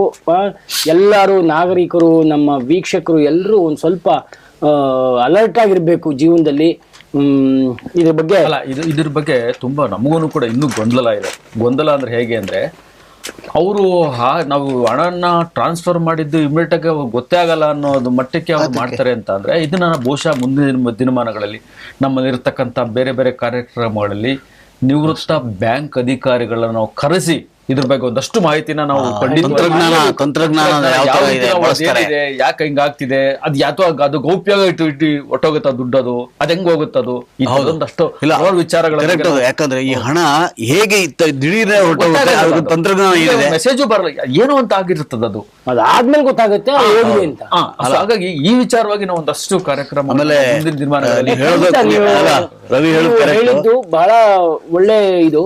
ನಾವು ಈ ವಂಚನೆಗಳು ಮತ್ತೆ ಇದ್ರ ಸಂಬಂಧಪಟ್ಟ ಹಾಗೆ ರವಿ ಹೇಳೋದು ಒಂದು ರೀತಿ ಕರೆಕ್ಟ್. ಏನು ಅಂತಂದ್ರೆ ಬ್ಯಾಂಕಿಂಗ್ ಹಿರಿಯ ಅಧಿಕಾರಿಗಳು ಮತ್ತೆ ಈಗ IT ಸ್ಪೆಷಲಿಸ್ಟ್ ತಂತ್ರಜ್ಞಾನರು ಕರೆಸಿ ಇದು ಯಾವ ತಂತ್ರಜ್ಞಾನ ಮುಖಾಂತರ ಇಷ್ಟು ಹೋಗುತ್ತೆ ಅಲ್ಲೇ ಅದಕ್ಕೊಂದು ಸೂಕ್ತವಾದ ಒಂದು ಪರ್ಯಾಯ ವ್ಯವಸ್ಥೆ, ಪರಿಣಾಮಕಾರಿ ತಂತ್ರಜ್ಞಾನ ಒಂದು ರೂಪಿಸಬಹುದು ಅಂತ ಮಾಡಕ್ ಅವಕಾಶ ಇದೆ. ಆ ಕಾರ್ಯಕ್ರಮಗಳನ್ನ ನಾವು ಖಂಡಿತವಾಗ್ಲೂ ಮಾಡ್ತೀವಿ. ನಮ್ಮ CEO ಡಾಕ್ಟರ್ SLN ಸ್ವಾಮಿ ಅವರ ನೇತೃತ್ವದಲ್ಲಿ ಇದನ್ನೆಲ್ಲ ಚರ್ಚೆ ಮಾಡಿ ಖಂಡಿತ ತೋರೋಣ. ಮುಂದಿನ ಯಾವ ಸುದ್ದಿ ಇದೆ? ನನಗೆ ಕಾಶಿ ದೇವಸ್ಥಾನಕ್ಕೊಂದು ಖುಷಿಯಾದಂತ ವಿಚಾರ ಇದೆ. ಅಂದ್ರೆ ವಾರಣಾಸಿನಲ್ಲಿರ್ತಕ್ಕಂಥ ಈಗ ಕಾಶಿ ವಿಶ್ವನಾಥ ಟೆಂಪಲ್ಗೆ ರೈಲ್ವೆ ಸ್ಟೇಷನ್ ಇಂದ ಡೈರೆಕ್ಟ್ ಆಗಿ ರೋಪ್ ಕಾರ್ನ ವ್ಯವಸ್ಥೆ ಆಗ್ತಾ ಇದೆ. 800 ಕೋಟಿ ರೂಪಾಯಿ ವೆಚ್ಚದಲ್ಲಿ ಆಗ್ತಾ ಇರತಕ್ಕಂತ ಒಂದು ಅದ್ಭುತವಾದ ಬೆಳವಣಿಗೆ. ಖಂಡಿತ ಖುಷಿ ಪಡ್ಬೇಕು, ಖುಷಿ ಪಡೋ ವಿಷಯ.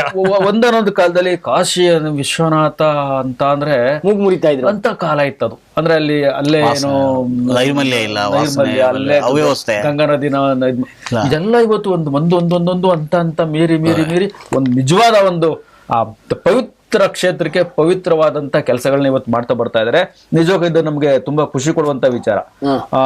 ಅದನ್ನ ವಾರಣಾಸಿ ವಿಭಾಗೀಯ ಆಯುಕ್ತ ರಾಜಲಿಂಗಂ ಹೇಳಿದ್ದಾರೆ. ಇದೆಲ್ಲ ಯಾಕೆ ಆಗ್ತಾ ಇದೆ ಅಂತ ಅವ್ರು ಹೇಳ್ತಾರೆ ಅಂದ್ರೆ, ಪ್ರಧಾನಿಯವರು ಪದೇ ಪದೇ ಭೇಟಿ ಕೊಟ್ಟು ಅಲ್ಲಿಗೆ ಬಂದು ಇದನ್ನೊಂದಷ್ಟು ಚೆನ್ನಾಗಿ ಮಾಡಿದ್ದಾರೆ. ಸೊ ಪ್ರತಿದಿನ ಸುಮಾರು 5,000 ಜನ ಬರ್ತಾ ಇದ್ದು, ಈಗ ಲಕ್ಷಾಂತರ ಜನ ಬರ್ಲಿದ್ದಾರೆ. ಸೊ ಎಲ್ಲೋ ಒಂದ್ ಕಡೆ ಆ ಸ್ವಚ್ಛತೆ ಅನ್ನೋದೊಂದು ಇತ್ತು ಅಂತ ಅಂದ್ರೆ, ಅಲ್ಲ ಭಗವಂತನ ನಾವು ಸ್ವಚ್ಛತೆಯಲ್ಲೇ ಕಾಣಬೇಕಾಗಿದೆ. ಖಂಡಿತ ನಾನು ಏನೋ ಗಲೀಜತೆ ಇರುವಲ್ಲಿ ಭಗವಂತ ಇರ್ತಾನೆ. ಸೊ ಹಾಗಾಗಿ ಇದು ಅದ್ಭುತವಾದಂತ ಒಂದು ವಿಶೇಷವಾಗಿ ನೀವು ನಿಮ್ಮ ಯಾವ ಒಂದು ವಿಷಯವನ್ನ ಇವಾಗ ನೋಡಿ, ಹಸಿರು ಕ್ರಾಂತಿ, ಹಸಿರು ಹೋರಾಟ ಅಂತ ಇವತ್ತಿನ ಪೇಪರ್ ವಿಜಯ ಕರ್ನಾಟಕದ ಹೆಡ್ಲೈನ್. ರಾಜ್ಯ ಸರ್ಕಾರ ಕಬ್ಬು, ತೊಗರಿ, ಮೆಕ್ಕೆಜೋಳ ಬೆಳೆಗಾರರು ವಿರೋಧಿಸಿ ಬಿಜೆಪಿ ಕಬ್ಬು ಬೆಳೆಗಾರರು ಆಮೇಲೆ ಮೆಕ್ಕೆಜೋಳದ ಬೆಳೆಗಾರರು ಸಕ್ಕರೆ ವಿಚಾರದಲ್ಲಿ ಕೇಂದ್ರದಲ್ಲೇ ಅನ್ಯಾಯ ಆಗ್ತದ ಅಂತ ನಮ್ಮ ಉಪಮುಖ್ಯಮಂತ್ರಿಗಳು ಹೇಳ್ತಾರೆ. ಇವ್ರು ಅವ್ರ ಮೇಲೆ ಹಾಕ್ತಾರೆ, ಇವ್ರ ಮೇಲೆ ಹಾಕ್ತಾರೆ. ನಾವು ದೇಶನ ಒಂದು ರೀತಿ ನಾವು ನೋಡ್ತೀವಿ ಸರ್. ನಾವು ಹಳೆ ಕಾಲದಲ್ಲಿ ನಮ್ಮ ಶಾಲೆಗಳಲ್ಲಿ ಓದುವಾಗ ನಿಮ್ಗೆ ಕೇಳಿರ್ತೀವಿ, ನಮ್ಮ ದೇಶ ರೈತ, ನಮ್ಮ ದೇಶದ ಬೆನ್ನೆಲುಬು, ನಾವು ಬೆನ್ನೆಲುಬು ರೈತರು. ಇವತ್ತು ರೈತರಿಗೆ ನಾವು ಈ ನಮ್ಗೆ ಕಾಲಲ್ಲಿ ಇರ್ತಕ್ಕಂಥ ಚಪ್ಪಲಿನ ನಾವು AC ಮಾಲ್ ಅಲ್ಲಿ ನೋಡ್ತೀವಿ. ರೈತರು ಬೆಳೆದಿರ್ತಕ್ಕಂಥ ಅದಕ್ಕೆಲ್ಲ ಫಿಕ್ಸ್ ಇದೆ price. What is cost, what is manufacturing, what is profit, what is loss ಎಲ್ಲ ಕೊಡ್ತೀವಿ, ಟ್ಯಾಕ್ಸ್ ಕೊಡ್ತೀವಿ, ಎಲ್ಲ ಮಾಡ್ತೀವಿ. ಈ ನಮ್ಮ ರೈತರಿಗೆ ಯಾಕೆ ಇದು ಅಳವಡಿಕೆ ಆಗ್ತಿಲ್ವಾ ಅಂತ, ಆಮೇಲೆ ಎಷ್ಟು ಸಫರ್ ಆಗ್ತದಾರೆ. ಆಮೇಲೆ ನೋಡಿ, ಎಷ್ಟೊಂದು ಪ್ರೊಡಕ್ಷನ್ ಬಂದ್ಬಿಡ್ತಾವ, ಬೀದಿಗೆ ಬೀಳ್ಬೇಕ, ಅವ್ರು ಚೆಲ್ಬೇಕ, ಅದ್ ಬೆಳೆಯಾರ ಯಾರು, ಮಾಡಾರ ಯಾರು, ಇದೆಲ್ಲ ಅನುಭವಿಸೋದು ಯಾರು? ಅವ್ರೊಂದು ಬೆಂಬಲ ಬೆಲೆ ಕೇಳ್ತಾರೆ, ನಾವು ಸಪೋರ್ಟ್ ಮಾಡ್ಲೇಬೇಕು. ಬೆಂಬಲ ಬೆಲೆ ಅನ್ನೋದಕ್ಕಿಂತ ಸರ್ಕಾರದಿಂದ ಪರ್ಟಿಕ್ಯುಲರ್ ಆಗಿ ಯಾವ ಬೆಳೆನ ಎಷ್ಟು ಬೆಳೆದ್ರೆ ಏನ್ ಆಗುತ್ತೆ ಅನ್ನೋದನ್ನ ನಾವ್ ಮೊದ್ಲೇ ನಿಗದಿ ಮಾಡಿರ್ಬೇಕು. ಸರ್ಕಾರದಿಂದ ಇದು ಯಾವ್ದು ಆಗ್ತಾ ಇಲ್ಲ. ಮತ್ ರೈತರು ಓನಾಗಿ ಡಿಸಿಷನ್ ತಗೊಳಕ್ಕೂ ಆಗಲ್ಲ. ಏನಾಗ್ಬಿಟ್ಟಿದೆ ಅಂದ್ರೆ, ರೈತರನ್ನ ಫ್ರೀ ಹ್ಯಾಂಡ್ ಬಿಟ್ಬಿಟ್ಟಿದೀವಿ. ನಮ್ಮ ದೇಶ ರೈತರನ್ನ ಫ್ರೀ ಹ್ಯಾಂಡ್ ಬಿಟ್ಟು, ನಿನ್ಗೆ ಏನ್ ಬೇಕು ಬೆಳಕ, ನೀನ್ ಹಣೆ ಬರ್ದಾಗಿದ್ರೆ ವ್ಯಾಪಾರ ಆಗುತ್ತೆ, ಇಲ್ಲ ಅಂದ್ರೆ ಅದೇನ್ ಬರುತ್ತಾ ರೇಟಿಗೆ ಕೊಟ್ಬಿಡಪ್ಪ ಅಂತ. ಇದು ಎಂತ ಕೆಟ್ಟ ದುರಾಲೋಚನೆ. ಮತ್ತೆ ಇದನ್ನ ಏನ್ ಮಾಡ್ತಾರೆ, ಯಾರು ಒತ್ಕೊಳಕ್ ರೆಡಿ ಇಲ್ಲ. ಕಾಂಗ್ರೆಸ್ ಅಂದ್ರೆ ಬಿಜೆಪಿ ಅಂತಾರೆ, ಬಿಜೆಪಿ ಅಂದ್ರೆ ಕಾಂಗ್ರೆಸ್ ಅಂತಾರೆ, ರಾಜ್ಯ ಅಂದ್ರೆ ಕೇಂದ್ರ ರಾಜ್ಯ ಅಂತ ವ್ಯವಸ್ಥೆನೇ ಇಲ್ಲ. ಸಮಸ್ಯೆಗಳ ಬಗ್ಗೆ ಆತರ ಎಲ್ಲರೂ ಒಮ್ಮತವಾಗಿ ಕೂತು ಚರ್ಚೆ ಮಾಡಿ ನಿರ್ಧಾರ ಮಾಡಿದ್ರೆ ಬಹುಶಃ ಸಮಸ್ಯೆಗಳು ಇರ್ತಿರಲ್ಲ ಇಲ್ಲ. ಇವ್ರ ಅಧಿಕಾರ ಚಪಲಕ್ಕೋಸ್ಕರ, ಒಂದು ಚುಕ್ಕಾಣಿ ಹಿಡಿಯೋದಕ್ಕೋಸ್ಕರ ಯಾರನ್ನ ಹೆಂಗ್ ಬೇಕಾದ್ರೂ ದಾಳ ಮಾಡ್ಕೊಡ್ಲಿಕ್ಕೆ ರೆಡಿ ಇದಾರೆ ಇವರು.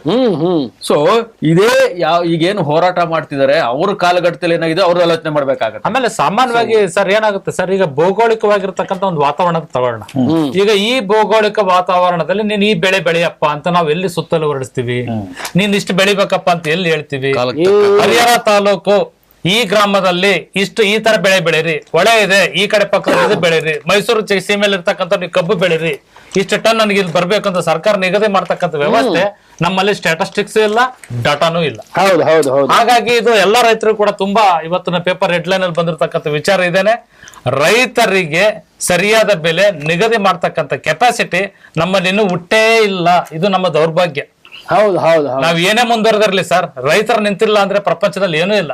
ಇದ್ರ ಬಗ್ಗೆ ಆ ಇಲಾಖೆಯವರು, ಆ ಖಂಡಿತವಾಗಿಯೂ ಮಿನಿಸ್ಟ್ರಿ ಅವರು ಹೇಳಿದ್ದು ಸತ್ಯ. ಅಂದ್ರೆ ಈಗ ಮೈಸೂರು ಭಾಗದ ಜನ ಮೈಸೂರು ಭಾಗ ಅದೇ ಬೆಳೆ ಬೆಳೀತಾ ಇದ್ದಾರೆ. ಯಾರೇನು ಅಲ್ಲಿ ಬೆಳೆ ಇಲ್ಲಿ ಬೆಳೆ ಏನು ಮಾಡ್ತಾ ಇಲ್ಲ. ಈಗ ಮೆಕ್ಕೆಜೋಳ ಅನ್ನೋದು ಈ ದಾವಣಗೆರೆ ಭಾಗದಿಂದ ಈ ಉತ್ತರ ಕರ್ನಾಟಕ ಆ ಕಡೆ ಹೋಗುತ್ತೆ. ಅದು ತೊಗರಿ ಅಂತ ಬಂದ್ರೆ ಅದು ಕಂಪ್ಲೀಟ್ ಆ ಸೈಡ್ ಹೋಗುತ್ತೆ, ಕಲ್ಯಾಣ ಕರ್ನಾಟಕ ಆ ಭಾಗಕ್ಕೆ ಹೋಗುತ್ತೆ.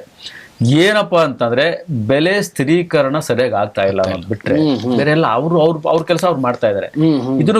ಇವ್ರು ಹೇಳ್ದಾಗೆ ಯಾರೂನು ಯಾರ ಮೇಲೆ ಬೊಟ್ಟು ತೋರಿಸ್ಬಾರ್ದು. ಹೌದು. ಈಗ ಸೆಂಟ್ರಲ್ ಗವರ್ಮೆಂಟ್ ಕೂತ್ಕೊಂಡ್ರು ಅನ್ನನೇ ತಿನ್ನೋದು, ಇವ್ರು ಕೂಡ ಅನ್ನನೇ ತಿನ್ನೋದು.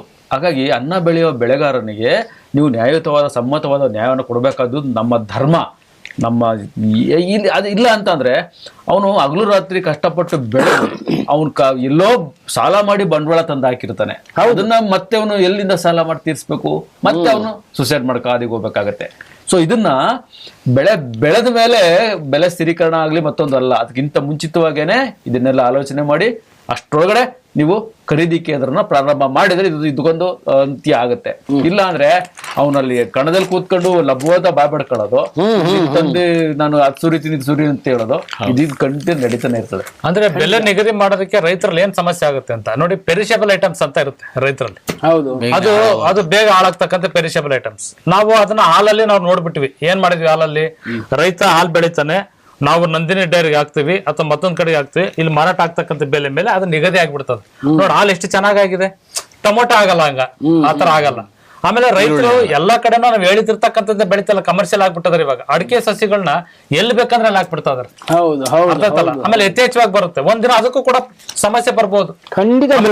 ಕಬ್ಬು ಯಾರ ಮೇಲೆ ನಿಗದಿ ಆಗಿದೆ, ಸಮಸ್ಯೆ ಬಂದಿದೆ. ಅವೆಲ್ಲ ಯಾವ ಸಮಸ್ಯೆ ಇಲ್ದೇನೆ ಇಲ್ಲ. ಓಕೆನಾ. ರೈತರು ಯಾಕೆ ಇವಾಗ ಎಲ್ಲಾ ಕಡೆ ವಾರ್ಷಿಕ ಬೆಳೆಗಳಿಗೆ ಬಹುವಾರ್ಷಿಕ ಬೆಳೆಗಳಿಗೆ ಕನ್ವರ್ಟ್ ಆಗ್ತಾ ಇದ್ದಾರೆ ಅಂತಂದ್ರೆ ಅವ್ರಿಗೆ ಲೇಬರ್ ಸಮಸ್ಯೆ ತುಂಬಾ ಕಾಡ್ತಾ ಇದೆ, ಜಾಸ್ತಿ ತುಂಬಾ ಕಾಡ್ತಾ ಇದೆ. ನಾವು ಸುಮ್ಮನೆ ಏನೋ ಹೇಳ್ಬಿಟ್ರೆ ಆಗಲ್ಲ, ಅದು ವಾಸ್ತವ ನಾವು ತಿಳ್ಕೊಬೇಕಾಗತ್ತೆ. ಇವತ್ತು ಗದ್ದೆ ಭತ್ತ ಬೆಳೀತಿದ್ದಂಥ ಗದ್ದೆನಲ್ಲೂ ಕೂಡ ಬಹುವಾರ್ಷಿಕ ಬೆಳೆಗಳನ್ನ ಇವ್ರು ಹಾಕೊಳ್ಳಿಕ್ಕೆ ಪ್ರಾರಂಭ ಮಾಡ್ತಿದ್ದಾರೆ. ತೆಂಗು ಹಾಕೊಳ್ಳೋದು, 7 ವರ್ಷ ತೆಂಗು ನೀವು ನೋಡ್ಕೊಂಡ್ರೆ 7 ವರ್ಷದ ಮೇಲೆ ನೀವು ನೋಡ್ಕೊಳ್ಳೋದು, ಅಥವಾ ಹಾಗೇನೆ ಗಾದೆ ಇರೋದು. ಸೊ ಅದ್ರ ಜೊತೆಗೆ ಅಡಿಕೆನೂ ಹಾಗೆ ಆಗ್ತಾ ಇರೋದು. ಸೊ ಆಲ್ರೆಡಿ ಅದಕ್ಕೂ ಸಿಕ್ಕಾಪಟ್ಟೆ ಪ್ರಾಬ್ಲಮ್ ಇದೆ.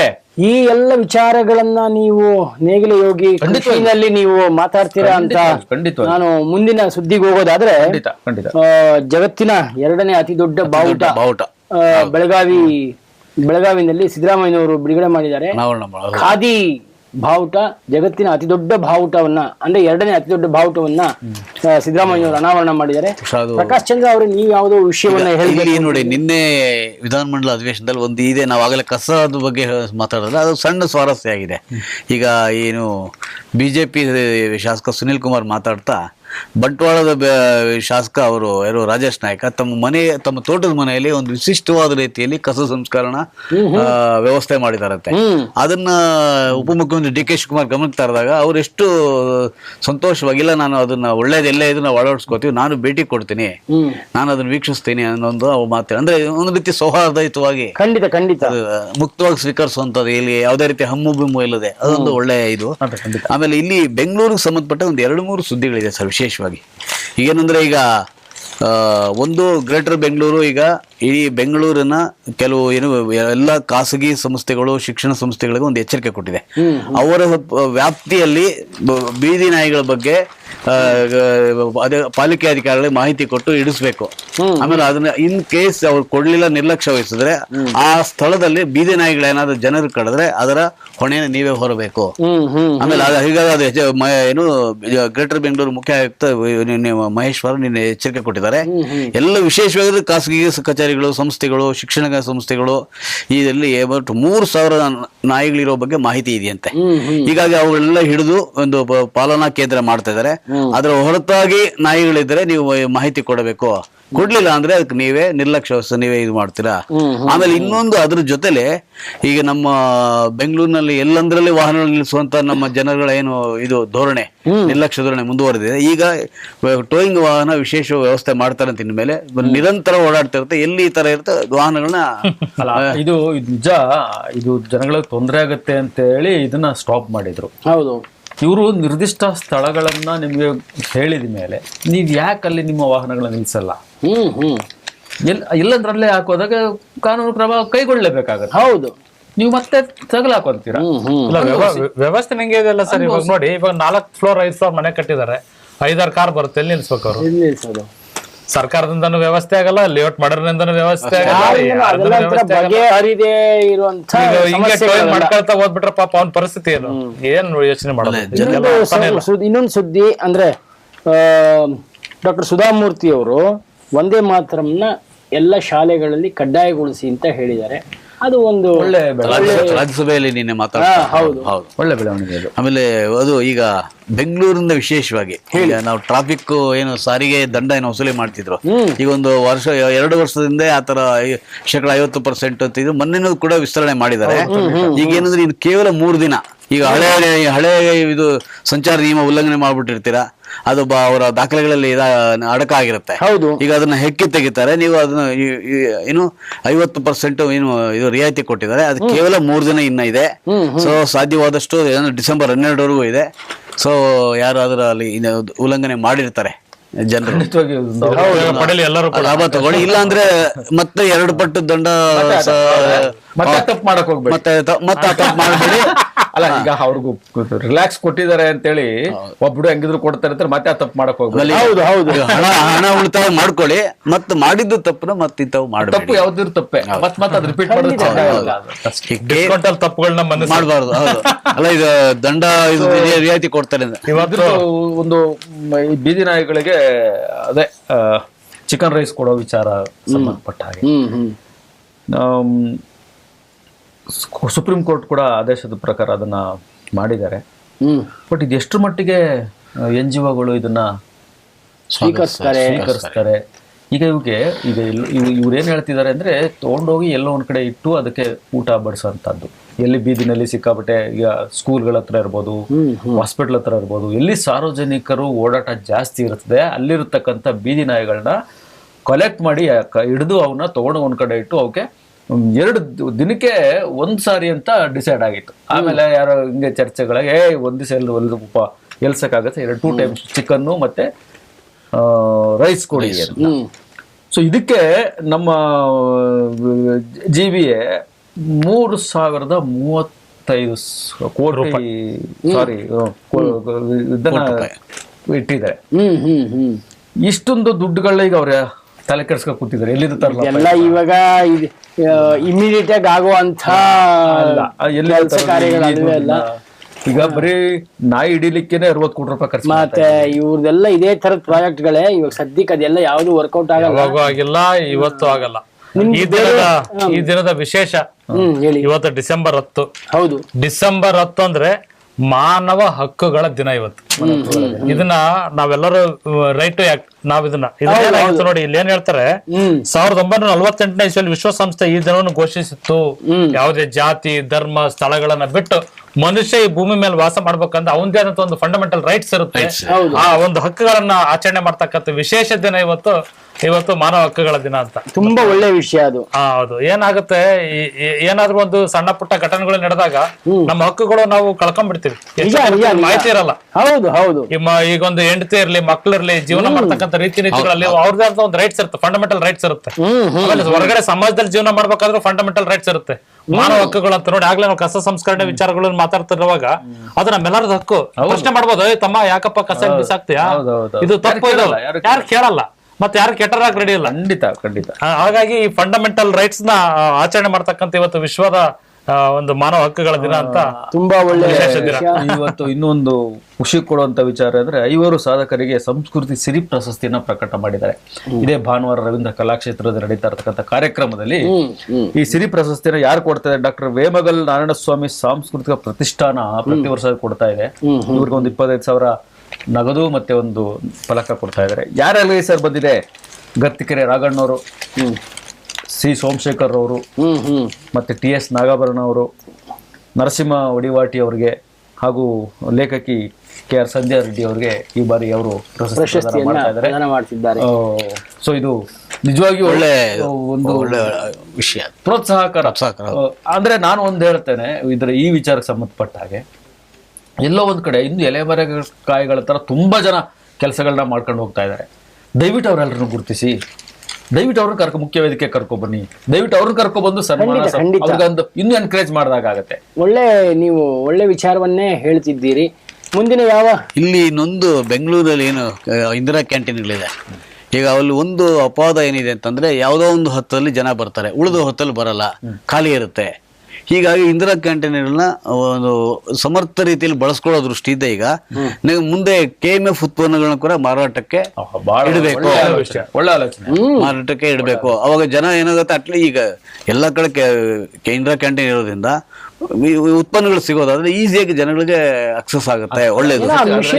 ಅಂತಾನೆ ಅನ್ಸುತ್ತಪ್ಪ, ಯಾರು ನೋಡಿ ಇಲ್ಲಿ ಇವರು ಗ್ರೇಟರ್ ಬೆಂಗಳೂರು ಆಯುಕ್ತ ಪ್ರಕಾರ ಏನಾಗಿದೆ ಅಂದ್ರೆ ಬೆಳಗ್ಗೆ ಮಧ್ಯಾಹ್ನ ಸಂಜೆ 1 ತಾಸು ಮಾತ್ರ ಕಾರ್ಯನಿರ್ವಹಿಸುತ್ತಾರೆ.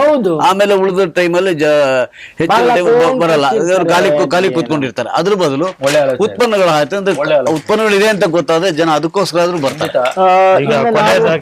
ಕೊನೆಯದಾಗಿ ಒಂದು ವಿಚಾರ, ಚಿರತೆ ದಾಳಿ ತುಂಬಾ ಪ್ರಭಾವ ಬೀರ್ತಾ ಇದೆ ನಮ್ಮ ಬೆಂಗಳೂರಿನ ಸುತ್ತಮುತ್ತ ಮತ್ತೆ ಎಲ್ಲಾ ಕಡೆ ಚಿರತೆ ದಾಳಿ. ಹೌದು ಸರ್, ನಾವು ಆ ಜಾಗಕ್ಕೆ ಹೋಗಿದೀವಿ, ಅವ್ರ ಜಾಗಕ್ಕೆ ಹೋಗಿದೀವಿ, ಅವು ನಮ್ ಜಾಗಕ್ಕೆ ಬರ್ತಿದೆ. ಇದಕ್ಕೆ ಯಾವಾಗ್ಲೂ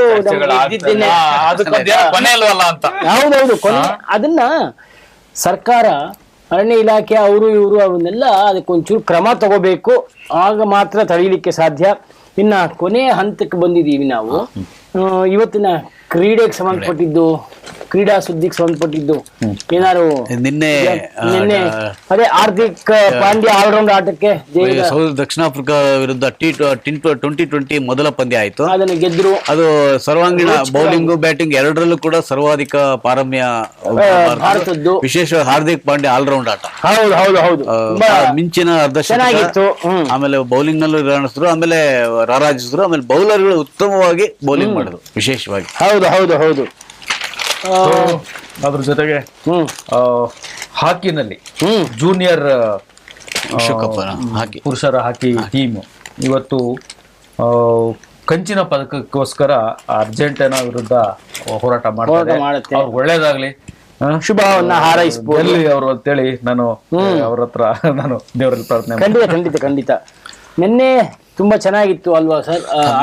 ನಿನ್ನೆ ಆಟ ಬಹುಶಃ ಅದು ಹೇಗಿತ್ತು ಅಂತಂದ್ರೆ, ಆಮೇಲೆ ಆರಂಭದಲ್ಲೇ ಜನಗಳಿಗೆ ಯಾರು ವೀಕ್ಷಕರಿಗೆ ಗೊತ್ತಾಗ್ಬಿಡುತ್ತೆ ಇದು ಭಾರತದ ಆಟ ಇದು ಅಂತ. ಯಾಕಂದ್ರೆ ಅವೇನಾಯ್ತು 175 ರನ್ ಹೊಡೆದ್ರು. ಇವರು ಆರಂಭದಲ್ಲೇ ಮೊದಲನೇ ಓವರ್ ಅಲ್ಲಿ ಒಂದು ವಿಕೆಟ್ ಹೋದ ತಕ್ಷಣ ಅಲ್ಲಿ ಬಿತ್ತು. ಆಮೇಲೆ ನೋಡಿ ಬುಮ್ರಾ ಅವ್ರಿಗೆ 100 ವಿಕೆಟ್ ಎಲ್ಲಾ ಇದರಲ್ಲಿ ಅಂದ್ರೆ ಟೆಸ್ಟ್ ಇರ್ಬೋದು, ಏಕದಿನ ಇರ್ಬೋದು, 2020 ಇರ್ಬೋದು, ಎಲ್ಲಾ ಪ್ರಕಾರಗಳಿರ್ತಕ್ಕಂಥದ್ರಲ್ಲಿ ಭಾರತದ ನಂಬರ್ 1 ಆಟಗಾರನಾಗಿ ಇವತ್ತು ಹೊರಹೊಮ್ಮಿದ್ದಾರೆ. ಎಲ್ಲಾದ್ರಲ್ಲೂ ಎಲ್ಲರೂ 100 ವಿಕೆಟ್ ತಗೊಂಡಿಲ್ಲ. Is the first person. Fantastic. ಅದನ್ನ ಕೇಳಿ ಖುಷಿ ಆಗುತ್ತೆ. ಇವತ್ತಿನ ಕಾಫಿ ಕಟ್ಟೆ ನೇರ ಪ್ರಸಾರದಲ್ಲಿ ಭಾಗವಹಿಸಿದ ರವಿ, ನಿಮಗೆ ಧನ್ಯವಾದ ಸರ್. ನಿಮಗೆ ನಿಜವ ಅರುಣ್ ಕುಮಾರ್, ನಿಮ್ಗೆ ಖಂಡಿತ ಧನ್ಯವಾದ. ಪ್ರಕಾಶ್ ಚಂದ್ರ ಅವ್ರಿಗೂ ಧನ್ಯವಾದಗಳನ್ನ ಹೇಳ್ತಾ ಇವತ್ತಿನ ನೇರ ಪ್ರಸಾರವನ್ನ ಇಲ್ಲಿ ಮುಗಿಸ್ತೀವಿ. ಮತ್ತೆ ನಾಳೆ ಭೇಟಿಯಾಗೋಣ. ನಮಸ್ಕಾರ.